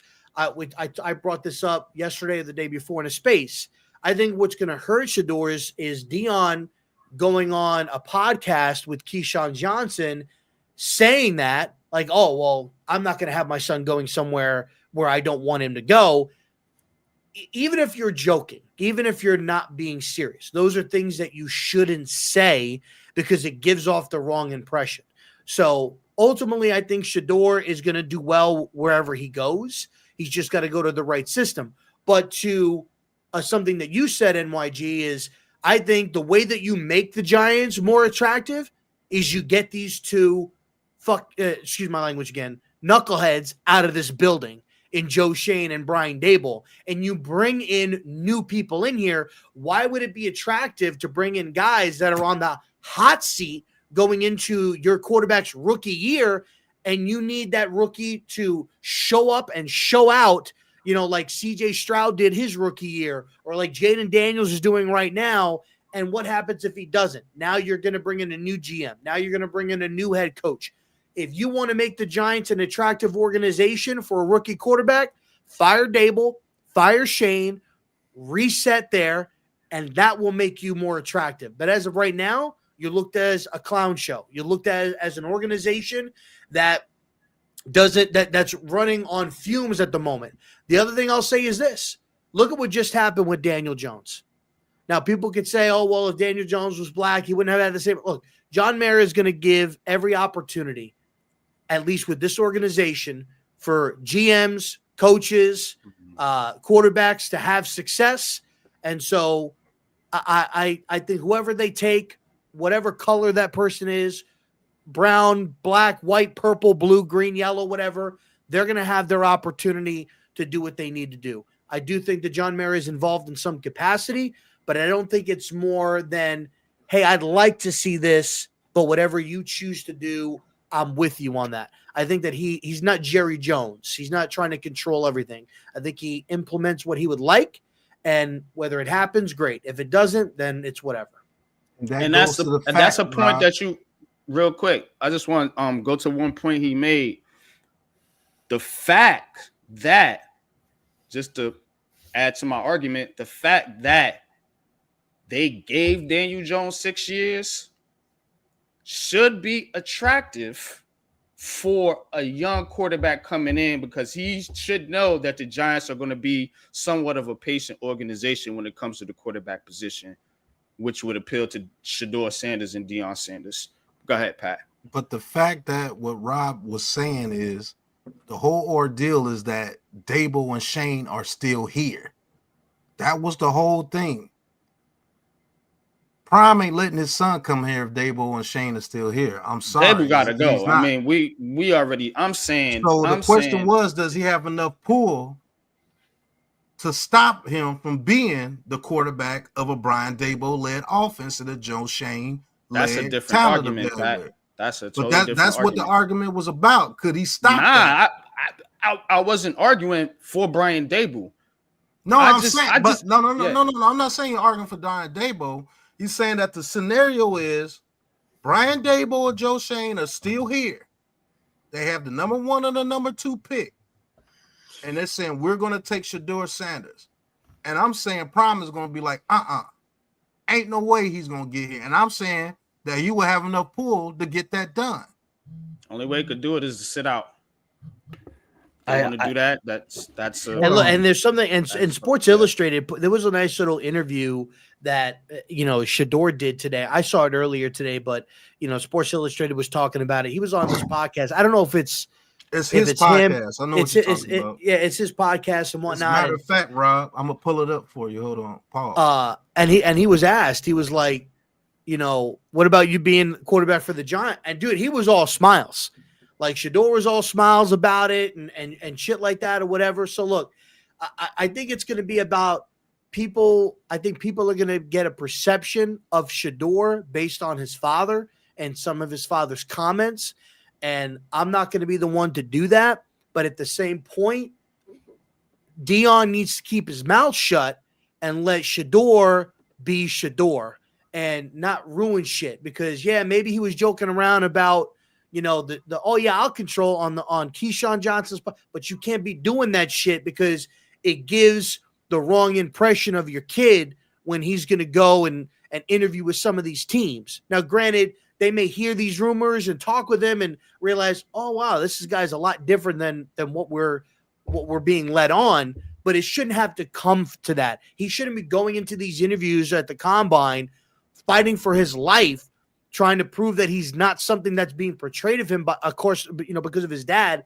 He should be going there just being his normal self, and it's a shame it's going to end up coming to that. But go ahead, Pat. Hold on, let me play the actual interview Rob was speaking of, and then I want to say something about what Rob just said as well. Well, it would help if I had the volume. Right. Just got to take a second. New York Giants bench Daniel Jones after being 2-8. Honestly, I just got to take a second to, regroup. Just hopefully get someone good at the draft. What you doing that for, though? What you doing that for? I mean, Malik Nabers was my favorite receiver playing college football last year. Yeah. I wouldn't mind if I see y'all two on the team together. I'll be actually very happy. Come on, man. He being federal here. I don't know. But I think it's just up to the staff and up to the coaches at that point. I don't know.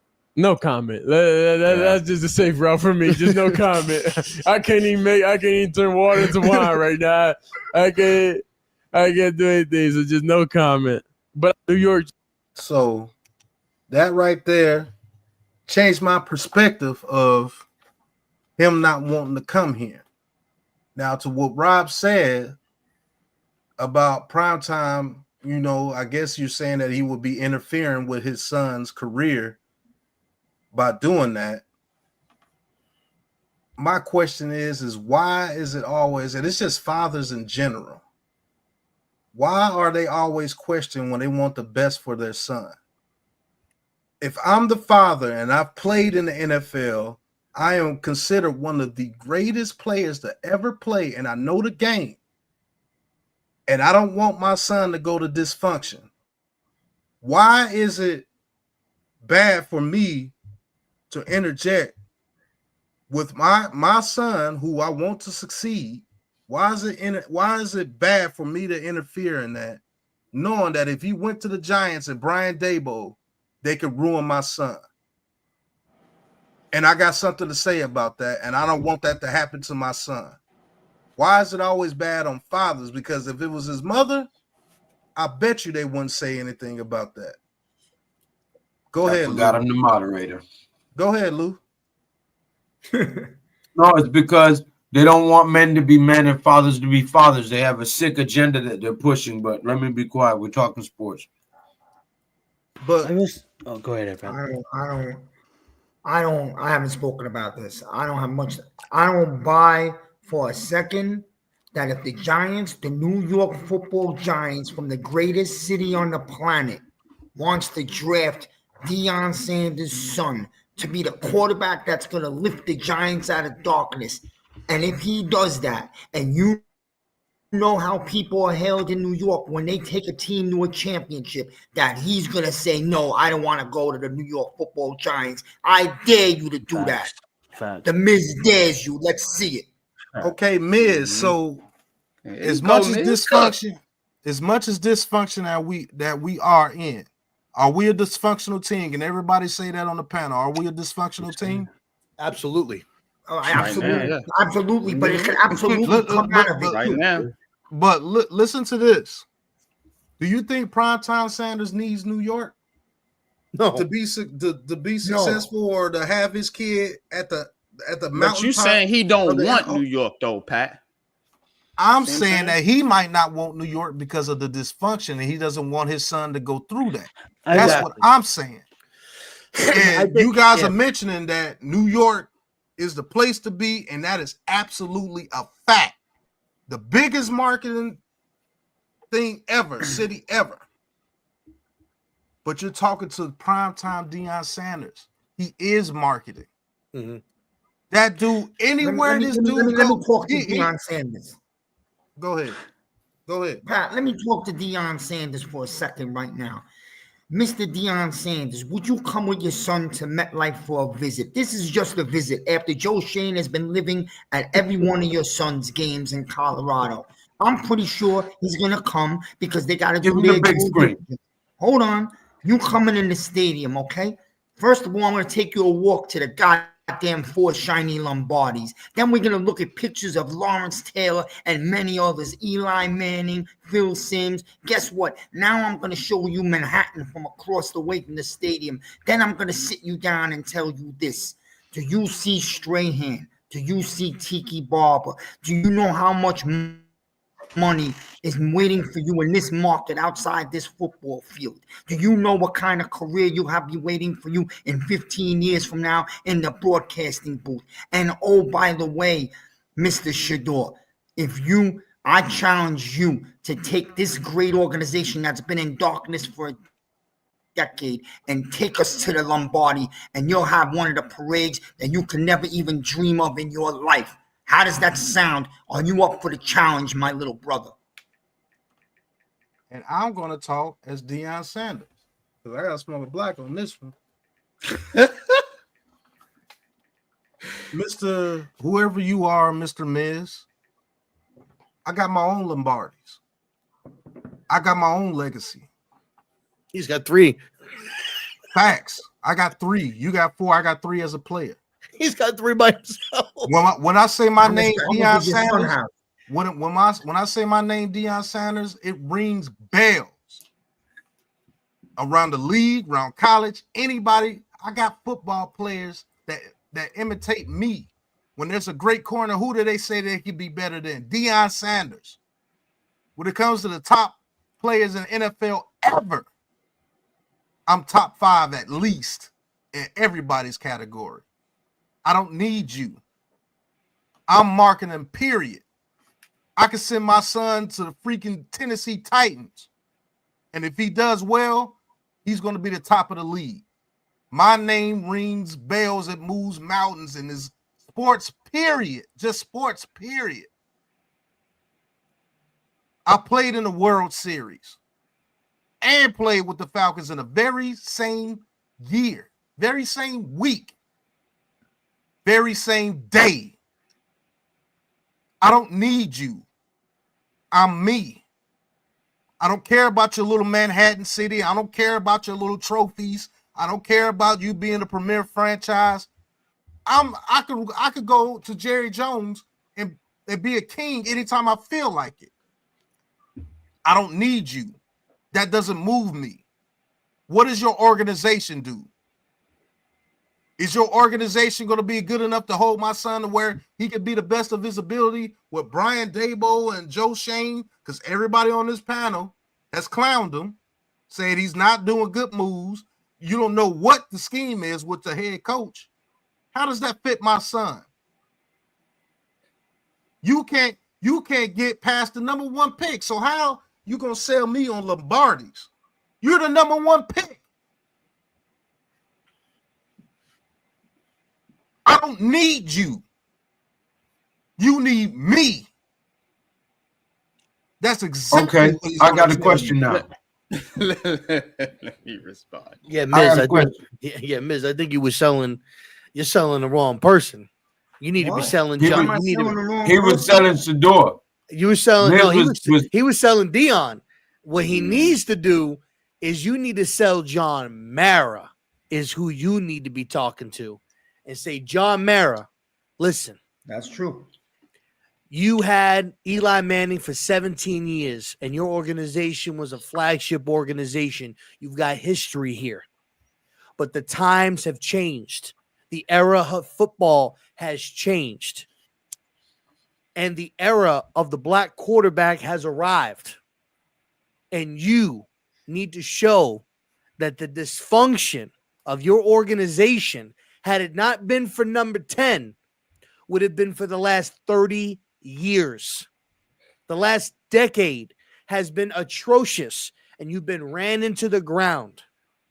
You need to set yourself free, set yourself apart from what is and what could be the joke of the New York Giants, and set your organization up for success. And how you do that is you get a new GM, you hire a new head coach, and then at that point, you open up the doors to sell to the Sanders family. Come to New York. Imagine being the first black quarterback to change a franchise in New York City for the New York Giants. Right. Being your last name being Sanders. You could be throwing key to the city, the deals, the merchandise, the ticket sales. There ain't a place that you wouldn't be able to go in New York where people wouldn't know who you were. That is who you need to be selling. And this John is Mara. how you, and this is how you get this reaction out of Shedeur Sanders. If you did that. New York Giants bench Daniel Jones after being 2-8. Honestly, I feel like just gotta take a second to, regroup. Just hopefully get someone good at the draft. What you doing that for, though? He wants it, bro. What you doing that for? I mean, That's how you get that reaction. He But the wants it. scenario is if Dabo and Shane are still here, there's no fucking way. But go ahead, NYG. Go ahead. Yeah, nah, man. Pretty much some of the same points. It's just the fact that we all talking about the New York needs star power. We need stars, we need juice, we need swag, we need energy.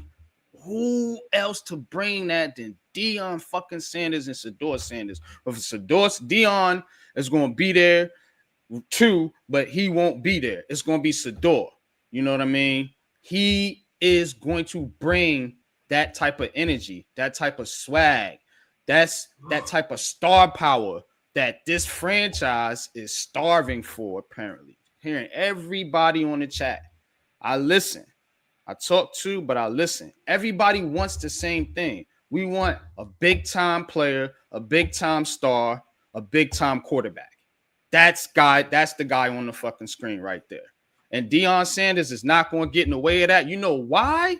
Because he once was best for his son at the end of the day. So if his son says, Dad, I want to play for New York, I can make this work. I'm good enough. I don't care who the coach is. And Deion said this in the interview. He said Shedeur can handle anything. He didn't play with bad coaches, bad offensive lines, bad this, bad that. He said his son can handle anything. I know he can handle New York. I know he can handle New York. And the fact of the matter is, this is what the Giants really need, to be honest with you. The Giants need this. Can I say something? The Giants need Shedeur Sanders. Sanders don't need the Giants. That's what I'm trying to get people to understand. And you think Shedeur is ready? If he wants, if he wants to, but you think Shedeur Sanders will want to come to?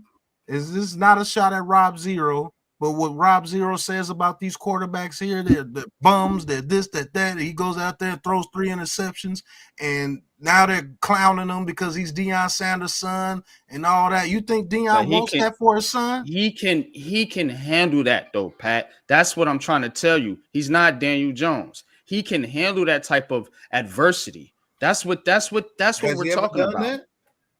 Yeah, I would say this. Like, look, bro. Has Shedeur ever endured anything like that? Being hated on. Has he endured losing? Yeah, he endured losing at Colorado, but has he endured losing in New York? There's a difference. Colorado's already used to losing like that. But here's the thing, though. You're saying he can't endure it. He can. Because he's already endured losing. He's already endured bad offensive line play. You know? So we're just talking about New York. Who better to teach him how to handle the bright lights than his father? Go ahead. Look, I think the thing with this situation, right, is a lot of people in the fan base said, we need dogs. So we get Nabers. And Nabers makes a couple of comments that, you know, I think it was when he was injured, right? Makes a couple of comments. I think I was open, right? You can go check the thing. I was open. We see him last week. You heard Rich Eisen on his podcast, today, that him and Kurt Warner were keeping tally of every time these wide receivers were open, and Daniel Jones. About that. Daniel Jones wasn't hitting these open guys, right? People didn't like that Nabers was opening up his mouth. But when you want a dog mentality, you're going to get dog retaliation. Now, the thing with Sanders is going to have no problem calling shit out when it needs to be called out. He's going to demand excellence from his teammates. He's going to go out there and he's going to perform. But at the same point, if he's unhappy with certain things, he may make it known, right? And I'm sure as hell not going to be opposed to that because we need that. We need that. So, look, I believe that Shedeur has the ability to have an impact the way that CJ Stroud had an impact in Houston with his mannerisms. I think you're seeing it now with Jaden Daniels in Washington, right? I think he's got that star capability. I think that they need to make sure that they put the right people around him to get the best out of him. I know I don't know if it's true or not, but somebody was saying that there's reports coming out where the offense doesn't look as good in Houston, and some people aren't, they're kind of blaming Bobby Slowick a little bit for the lack of offensive production, but they've had a lot of people hurt. But if that's not true, Bobby Slowick's a great guy that I think would do great with Shedeur. Shedeur can use his legs.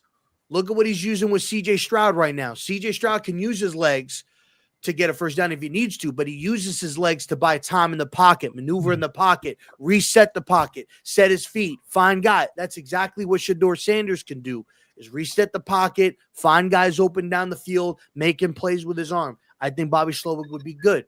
Right, I think Ben Johnson would be good. He's got that right now with look at Jared Goff right now. Jared Goff is playing at an elite level right now. and shit like that. Look at what that offense was. That offense was able to do something and win games, and Ben Johnson was able to do what he was able to do, coaching up plays, and his quarterback threw 5 interceptions. And he was still calling plays to get guys open. And we got weapons here. Wan'Dale Robinson, weapon. Nabers, weapon. Theo Johnson, I believe, can be a contributor in this offense. Darius Slayton, if he's here or if he's not, it's going to be up to these guys to get whoever is here to provide weapons around him. Tyrone Tracy, I would love, bro. Look at what they're doing right now. You want to get Tyrone Tracy, Ben Johnson? Look at what they're doing with the running game with David Montgomery and Gibbs, We got Jahmyr a similar Gibbs. version of that here, Rob, with Tracy, and I do believe Turbo Miller will be hell in that system with Ben Johnson. I mean, I bro, think he look would at be what they're hell. doing over there in the running game, bro. Look at what they're doing. That would be perfect here. O-line, brother. So, hey, but look, here's the thing. O-line didn't look bad with Illuminor at left tackle and fucking Neal at right tackle. It did not look bad. At the end of the day, it's up to your coaches to evaluate your players, coach your players, and put your guys out on the football field. New York Giants bench Daniel. So, I mean, that's just the way that it is, man. That's just what it is. And right now, you got a GM that can't evaluate talent. You got a coach that is basically selling, like from fucking the Wolf of Wall Street. He's fucking Leonardo DiCaprio selling fucking radar detectors out of a fucking shed in the backyard, trying to sell it to these guys, and they ain't buying. They ain't buying. So, Go ahead, man. Rob, can I just say this? I believe Shador would want to be a Giant. I'll tell you why. You think Shador doesn't know that Joe Shane's been in almost every game now? Do you? And a big scouting crew? Do you think that this guy who just threw out there the Giants, why didn't he throw out the Titans, the Raiders, the Bears? Why he threw out the Giants? Because, they know. And if his father was dead opposed to it, he would have known that already. Miz, I'll give you. How about this? I'll throw you a curveball. You ready? I think that Shador is more confident in Brandon Brown and has a better relationship with Brandon Brown than he does with Joe Shane. I agree. How about that? I've been saying if you do change the GM, if they do, that's the guy they should promote. I know he has a better relationship with Brandon Brown. That's a fact, because actually Brandon Brown actually went there and they talked, and I think if Shador Sanders is here, Dable and Joe Shane are gone. I do believe that if Shador Sanders is here. If they're both still here, I don't think he's the quarterback. That's what I truly believe. And I just believe that. If Shador Sanders is a New York Giant, we have a new GM and a new head coach. I don't think there's no way in shape and form, no way in hell he lets Brian Dable get a hold of his son. I'm sorry. I just don't see it. I don't see it, bro. But NYG, you got any more on this subject? Because it's almost midnight here, and I know it's damn near 1 o'clock where y'all at. Mm-hmm. That's only 11:30. Only 11:35 where I'm at. You already know, man. Y'all on the Midwest. But nah, man. I mean, we kind of summed it up.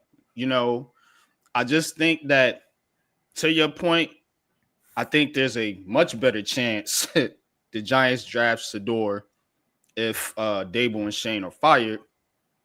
But then again, I do think this kid is not afraid of New York. And I don't think Deion Sanders and them are afraid of New York. No, Deion played for the Yankees. Right. Dash made that point in the chat. Salute. I forgot all about that. They're not afraid of this market, and they might not need New York. But again, the flip side is where you go to the Raiders. What clout do they have? They a mess too. Where you gonna go to Cleveland? Where you gonna go? What is the other option? But real quick, if Shane, I think there's a better chance of Shane being here than Dable. If you want to sell it, right? And I don't want this. I want them both gone. if you're gonna keep Shane and you're gonna let Dable walk, give Shane an extension. Yep. Give him an extension and show that he's gonna be here, and let him go out there and hire Ben Johnson or another head coach and stuff like that. Show that type of commitment, because if you got to show stability. If you don't have it, they are going to be going into this thing with fucking, their seats are flaming fucking hot, and that is not going to be attractive. So you want to bring Shador in, John Mara? You like Joe Schoen, even though there are some reports that Joe Schoen in the building is very tough to work with, very hard to work with, not very approachable. Give him an extension.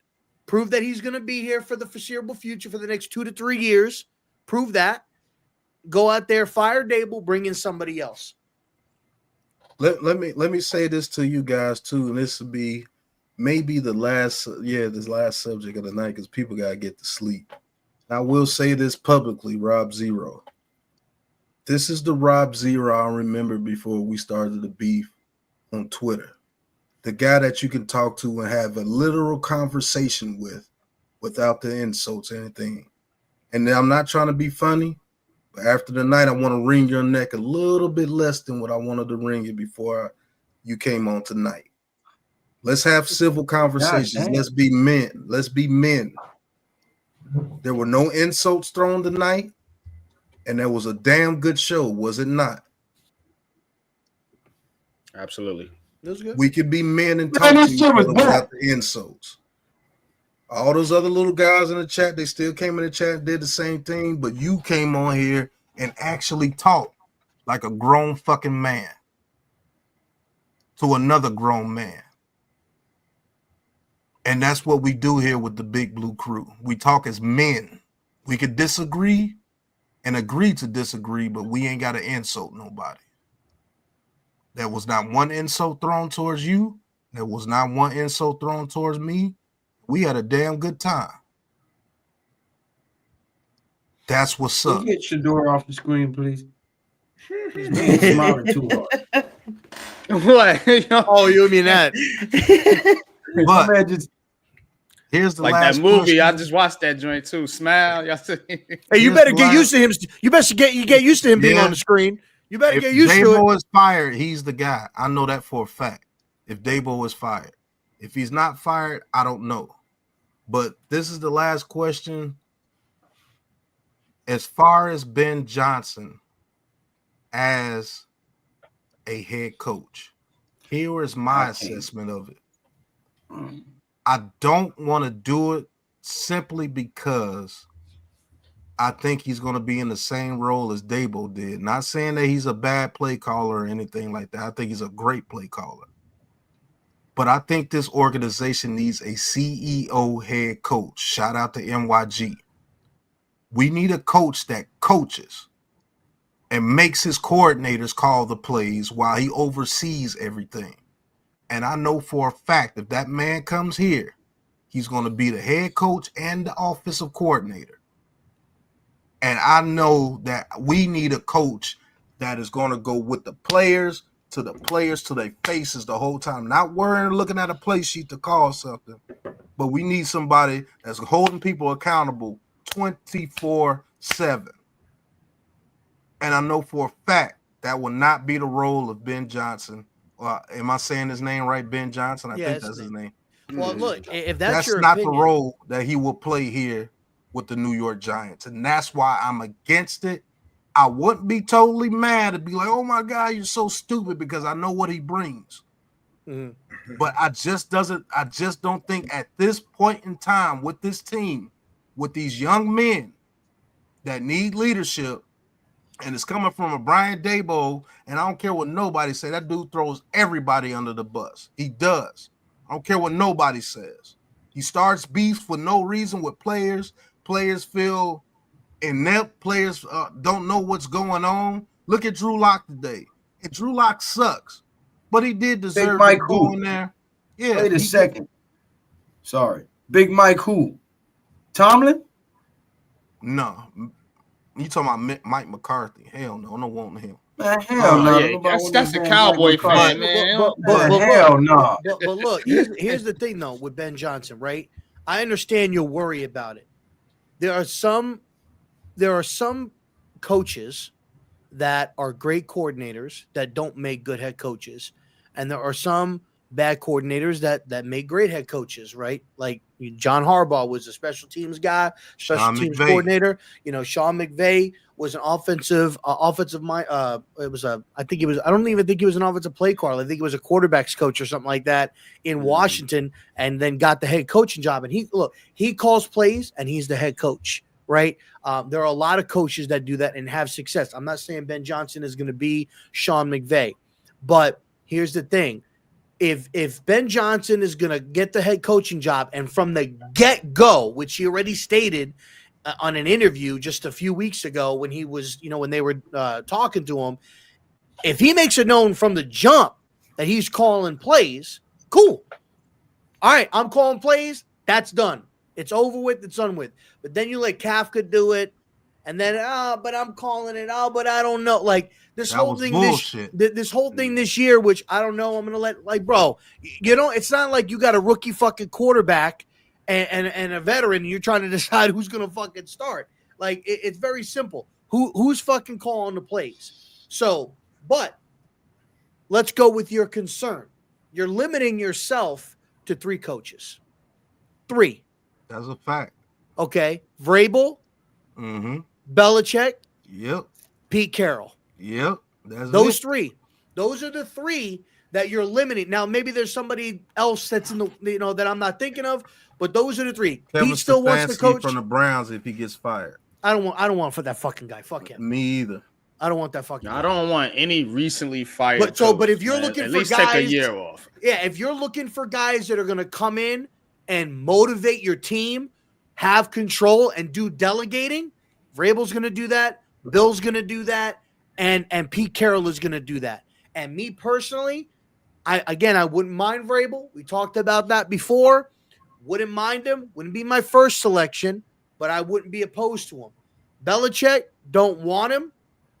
Pete Carroll, again, if he was younger, yes, but he's like 74 years old. I think he can build a hell of a fucking program, get really good coaches involved, and really buy in. He does a great job building a team and getting guys to buy in. But,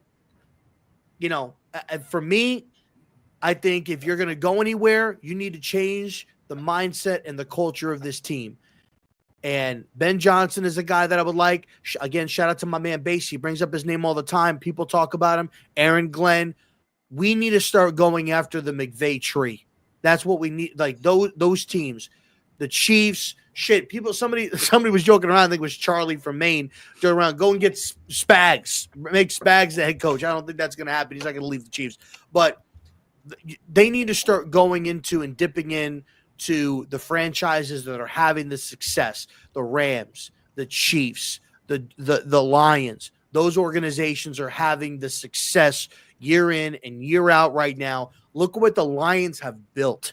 Look at what they have built. When those guys got there, that team was a fucking, excuse my language, a shit show. An absolute shit show. They questioned them taking Jahmyr Gibbs. They questioned them taking Jack Campbell a couple of years ago. Those guys are impactful players. That team will beat the shit out of you, and you will be black and blue, and you're losing the following week. That's the mentality. Because their head coach is a former New York fucking Giant. And he's a CEO head coach, Rob. He's a leader of men. And that's the thing is I like the players. I like player coaches. Dan Campbell, he was a player. He knows how to Antonio Pierce. He knows how to Vrabel. AP. I think AP is getting a bad beat. AP is getting a bad rap at with the Raiders. But again, not every former player should be a head coach. Just because you were a former player doesn't mean you're fit to be a head coach. But I think Vrabel and I think Dan Campbell have similar mannerisms as far as how they get guys, the team to buy in, how the leadership capability, all of that stuff. That's something that I believe that they share. So, last thing I'll say is, look, with the Bill situation, Miz, I know that you want it. I'm not big on it. but that is a real possibility. Well, I'm And good if with that- Rabel. I'm and- good with and- Rabel. And if that happens, it's because John Mara panicked. And the thing is, with Bill, if he Adam does come said he's here, backstage. what you could Yeah, he's what up- you he's could up. expect with Bill, the defense is going to be top 5. I would be excited to see him use Dexter and Brian Burns and Kayvon Thibodeau and stuff like that. That I would be excited for. But his minions are going to come with him. Josh McDaniels and Patricia and all of these guys and whatnot. And who knows what they're going to do. That.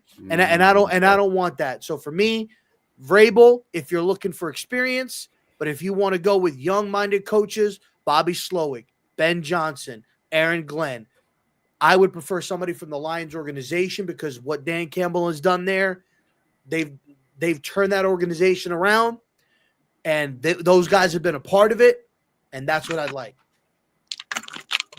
Go ahead, NYG. What's going on? Yeah, Agent Adam. Go ahead, NYG. Nah, the thing about it is you need somebody that's gonna, one, change the culture, and two, know how to build this team up. This team morale, man. This team needs energy, man. It needs juice. You know, it needs somebody that can get the most out of this team. You know, I watch a lot of Giants games, man, and you see they get down a couple scores, you see the quit. You start to see that quit mentality. You know, you need a coach that's gonna be in tune primarily with the players.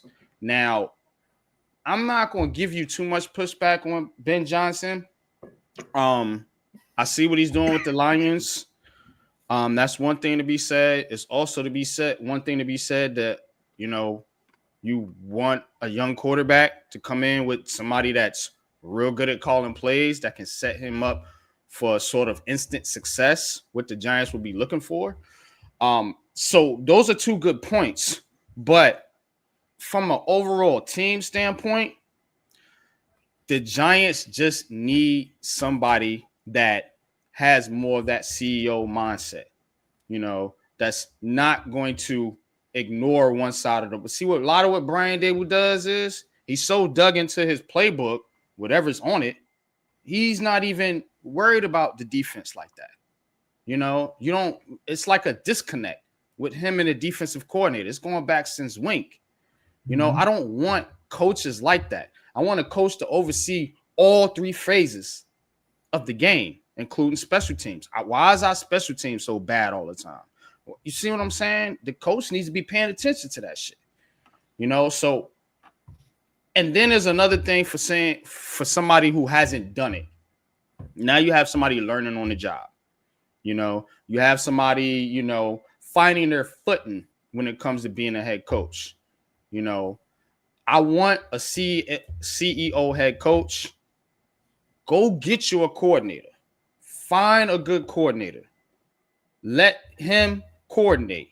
Find you a defensive coordinator. Let him coordinate. Same thing with special teams. You pay attention to all 3. Don't be dug in with your offensive playbook or dug in with your defensive playbook. That's not going to work with the New York Giants. We've tried it already. You know, so again, to wrap it up, pause. My first choice is Vrabel.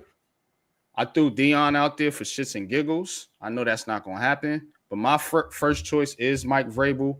I would not be mad at Ben Johnson, to be honest with you. I'm not going to be mad at anybody. I'll be annoyed by Belichick. I'm going to be honest with you, because that's just going back to the same shit you've been doing. Man, I think it's going to be a clown show. But here's the thing, the shit that you're looking for, though, NYG, that's something he's going to do. I will say this. There is probably no other coach that prepares for all 3 phases of the game better than Bill Belichick. He has his hands in everything. What was that? It's Belichick. It's Belichick. Oh, okay, I was just wondering. But the thing is I don't want. Yeah, I forgot. I said this before, or like earlier, like this is months ago. If Belichick was just coming here to coach, I'd take him just to be the coach. I don't want him having control. And it sounds like he's going to want control, and he's going to have everything. And I can see if Joe Schoen is here, Joe Schoen is going to get the Howie Roseman treatment. He'll be stuck in an office and he'll be having a clipboard next to Bill Belichick, and Bill will tell him, I want this, we're going to do this, we're going to do that, this is what you're going to do, and he's going to like kind of teach him. I don't need you to teach. I don't need you to teach my GM to do his job. My GM should know how to do his job already. You know what I mean? So if he was just going to be a coach, I wouldn't mind Bill. But if he's going to have his hands in everything, I don't want. Rob, we trying to build long-term success here, right? You know what I'm saying? How long is Bill Belichick really going to be here? He's probably just trying to see what I'm saying. That's it, bro. And he's out of here, man. You know what I'm saying? And you going back through the same cycle. Builder. That's not true. From the ground up. Yeah, I'm actually gonna head out. Appreciate you guys for having me on. Much love. I actually wouldn't mind what you just said, Rob. If he came here for 3 years and helped fix the organization and teach Joe Schoen in the process to be a good GM and finally retire after he gets his record, then he actually helped the Giants before he goes. I mean, I can see it that way too. But shout out to the 2 new people that came on for a couple more minutes. I'm getting tired. Appreciate everybody that's came in here. Salute K, salute Adam. Appreciate the grown man talk. Hello, folks. I definitely appreciate that. But Adam, say what you got to say, brother, and then we're going to get the nerd cage, and then we're going to get out of here. Listen, Bill Belichick doesn't come here because he's too fucking old, okay? If you're going to have Bill Belichick come in here, you have to have a succession plan because he's old. He's not going to sit here and be here long term. Vrabel, while I like him too, is a guy who can be here long term. He could be your Tom Coughlin. Remember, Coughlin came in at 56, lasted until 65. Right? If you have winning seasons as we want to have and want to build, I don't need him here in 3 years and then give me Josh McDaniels because that's his guy. If you want me to believe in something, give me a Vrabel who's already young, who's already built a Tennessee team that was in disarray, and he built that team up. Okay, they were number 1 in the AFC conference, the hardest conference in the fucking NFL. The reason they lost is because Ryan Tannehill is garbage. That's why they lost. Not because of his defense, not because of his coaching moves, his dog shit fucking quarterback. Now, did he have his problems with the owners? That pissed me off. What'd you say? I said them 3 turnovers Tannehill did in that Bengals game pissed me off. They should have won. But Tannehill threw those 3 interceptions. Absolutely. But the point is if you're looking for a guy who's done it before, that's the guy I want. Because I don't need Bill Belichick to try to come in here and be 1986 all over again, show you my rings and try to put your dick on the table and all that shit. No, I don't need that crap. What I need is a guy who's been here, who's going to be here, and who's going to build something that he already knows how. They respected him over in Tennessee, okay? He's not necessarily, I wouldn't say he's the player's coach per se, but the players respected him, okay? They gave a shit. And that's what we need is a guy who's going to lead them and go out there. There's other guys out there. I mean, I don't want Jim Schwartz, but he's another guy with head coaching experience. I think the Giants, if they fire Brian Dable, which they should because he's crap, they're going to go with a guy with head coaching experience. If they cut both Schoen and Dable, they're definitely going to go with a guy with head coaching experience because they're not going to want to do 2 guys who are green behind the ears because then you're going to have the same problems you hear now. You need one guy like Vrabel who can command the team while the new GM is getting his footing, right? That's how it should work. Bill Belichick's never had that. He's never had that control. He's always been the guy. And quite frankly, his Patriots teams haven't done much the last few years. So I can't really trust him on building a team. No Tom Brady's walking through this door. I can't trust him picking a quarterback, Adam. I can't trust him picking a quarterback at all. That's a fact. He comes here, we might have freaking that quarterback from freaking Georgia here. He comes here, he's gonna pick the defensive player. I'm telling you, the quarterback would. He'll take Will Johnson from Michigan. Yeah, crazy. Who's Nerd Gage? Who comes here? Sorry about the cursing. That's just who I am. Can't help it. Sorry. Belichick. And Belichick comes here, he's going to take a defensive player. Good grief. But I don't want that quarterback from Georgia here at all. If you hate it, Carson Beck, you mean Napoleon Dynamite? Yeah, if you bring Carson Beck here, you thought Daniel Jones was bad. Go ahead. But I have a 2nd-round quarterback I'm in love with, and that's the Ole Miss QB. Jackson Dart. I think he gets in the 1st round. I truly believe that kid gets in the first. He's talented. It's just New York's just a different place, and we need some different blood here. Don't But play I games. think Nuts. I think Nuts. I love Nuts too, man. I think that's the guy that if he comes out, the Giants, if they don't get Shador, that's the guy they're going to circle. Yeah, I think, and I truly think if Dable and them is here, that's who they put. Yeah, Nussmeier. I think if Milroe's here and they got smart enough people to build a system around Milroe, I think you will see something very exciting here. But you have to have a system to build around that kid, and I don't trust Dable to do that shit at all. Well, I can see their three quarterbacks that they target being Shador, Milroe, and then Nussmeier. I could see those. I think it's going to be Shador, Ward, Nussmeier. Yeah, if they can't Milroe get being number Shador, 4. if they can't get Shador, I think they go Cam Ward. But let's let Nerd Cage get in there, and then Lou. I know we got to go to sleep. No, Nerd Cage hates Shador. He hates Shador. He can't go. No, I'm just kidding. I'll tell you one thing. Thank you for having me. Gotta go. Right off the board, ain't coming. Each. 100 each right now. Shador will not come to New York. It's not happening for all the reasons Pat said. That being said, I don't want to tank. I'm from Syracuse. I hope Tommy DeVito wins the fuck out, and he's our future. Oh man, they for to kill you, brother. They for to kill you, Nerd Cage. Go ahead, Lou. I hate it. I want to fucking win. I don't know why it took him this fucking long for them to switch to Tommy. He should have been there weeks ago. All right. Now, agree. I want Brian Dable gone. And actually, I do want Bill here. He's fucking a 24-year-old. He's motivated. He wants to prove to the world. He said that it was Tom Brady. He wants to prove to the world that it was not Tom Brady. Give him that chance. Some other names? Come at me. Mike McCarthy. Before y'all come at me, he won a Super Bowl. He won a Super Bowl in Green Bay, and it's not his fault that Jerry Jones is a fuckhead and Dak Prescott. You want Bill Belichick and Mike McCarthy? Nerd Cage. I would coach with head coach. I thought I had unpopular opinions. Shit. I want a side of chicken parm. He making you look like you work for ESPN right now. Wait a minute, I'm gonna be honest though. To defend. Hold on, to defend Nerd for a second. Like me and Adam were talking about him. I think McCarthy is in the dark, a sneaky like coach that's on the table. Yeah, bro, this is Rex Ryan type takes right here. Antonio Pierce could get fired by the Raiders. He could come here. I'd welcome him with open arms. Oh my God, just bring everybody. You know what? How about you know what? Jason Pierre-Paul, how about you retire? We'll hire you as a coach. How about that? I think Sean O'Hara's out there. We might get him. Hold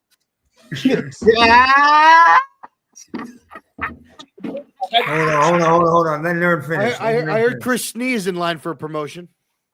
Let him finish his take. Or Antonio Pierce. We can get Coughlin back here in some kind of person. Oh my God, man! What are we, Fantasy Land? Well, I'm telling you, you want Shakur. I'd rather have Shakur, but the nightmare's still going. Fingers crossed, Tommy wins out. His name's not Shakur, it's Shador. Man. Hey, listen, Nerd Cage. If Tommy DeVito wins more than one game, you better put him on watch. I promise you. Shakur. Anyway, that was good, Nerd. That was good. I'm rooting hard for Tommy to win. Again, I'm a Syracuse guy. I want him to win. He should have been. Nerd Cage. Let me ask you. Nerd Cage. Let me ask you something. Real quick. Were you in line to get some free cutlets at that pizzeria? Were you in line? Were you waiting? Did you get your chicken parm signed? Were you waiting them 2 hours in line to get your free cutlets? No. Hey, that's all right. I mean, cutlets are good, but no. I met Tommy a few years ago. So, hey, Tommy, if you're watching, please don't take it personal. I refuse to shake your hand. You're shaking everybody's hand. That's why I didn't shake your hand. So don't take that personal. I'm rooting for you. I really hope we beat Tampa Bay. I really hope we beat Dallas on Thanksgiving. Keep them winless at home. That'll be fucking tits. That'll make my league. So, like I said, I'm rooting hard for. I'm not rooting the tank, but I'm rooting hard. I'm trying to think which is shining brighter. So- Your optimism or the top of Miz's head when he leaned his head forward. I'm trying to think of which shining brighter right now. Because I mean, be honest. I'm gonna be real. Miz, you know what, man? He might be when you put your head down. That's when it all started. He might be thinking you're like the North. He might be thinking you're the North Star or something like that or whatever. I don't know what's going on. Easy on the turtle wax. Go ahead, Lou. Easy on the turtle wax. Right. I was about to say when y'all finish, I'm ready to go. I'm tired. I got to work in the morning and take my son to school. Hey, Nerd Cage, I don't know if you ever gonna start that retro gaming channel, but when you do, let me know. I got some work for you. Hey, we're gonna be live tomorrow talking to one of the creators of Donkey Kong Country. If everybody wants to stop by tomorrow at 3:00, what you guys are doing at the Big Blue Crew, keep it up. I love it.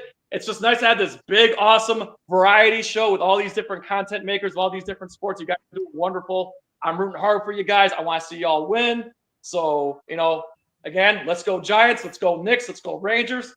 Let's do this thing. Thank you. Good night. God bless. Eat pussy, lift weights. Good night. Yes, sir.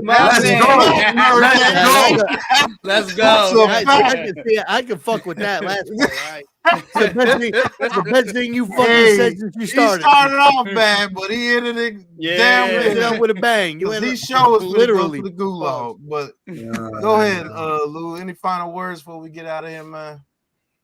Give me the big screen real quick. Listen, man. Y'all know where to find us.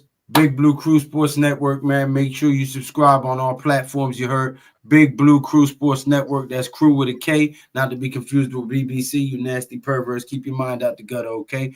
Listen, man, we got your football, baseball, basketball, boxing, UFC, WNBA, bare knuckle fight championships, slap competitions, everything associated with sports and affiliated with combat. We got you. You heard? Make sure you subscribe. Tune in 7 days a week. We always have something going on. We always got something live. We always got shows. We always got shorts. We got all of your sports needs and concerns locked down, man. Make sure you subscribe. Hit that thumbs up button. Leave your comments, thoughts, opinions, and ideas in the comment section. We'll always get back to you. And until next time, man, y'all know what it is. You heard? Yeah. Peace. And I still got to do it, man. Nerd Cage. Welcome to the gulag, Nerd Cage, but we appreciate that last comment, sir. Looks like we got another one! On the ground!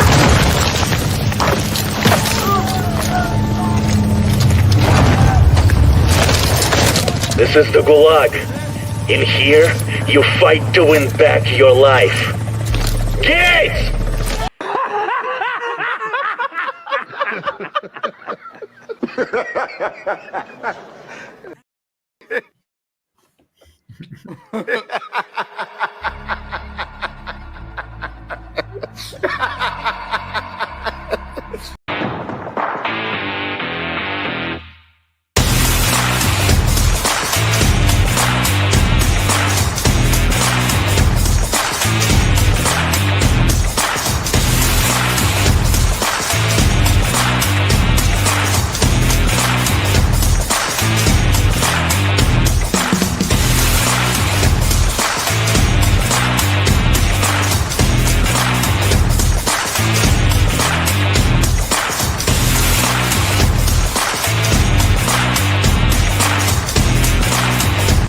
This has been a Big Blue Crew Sports Network production.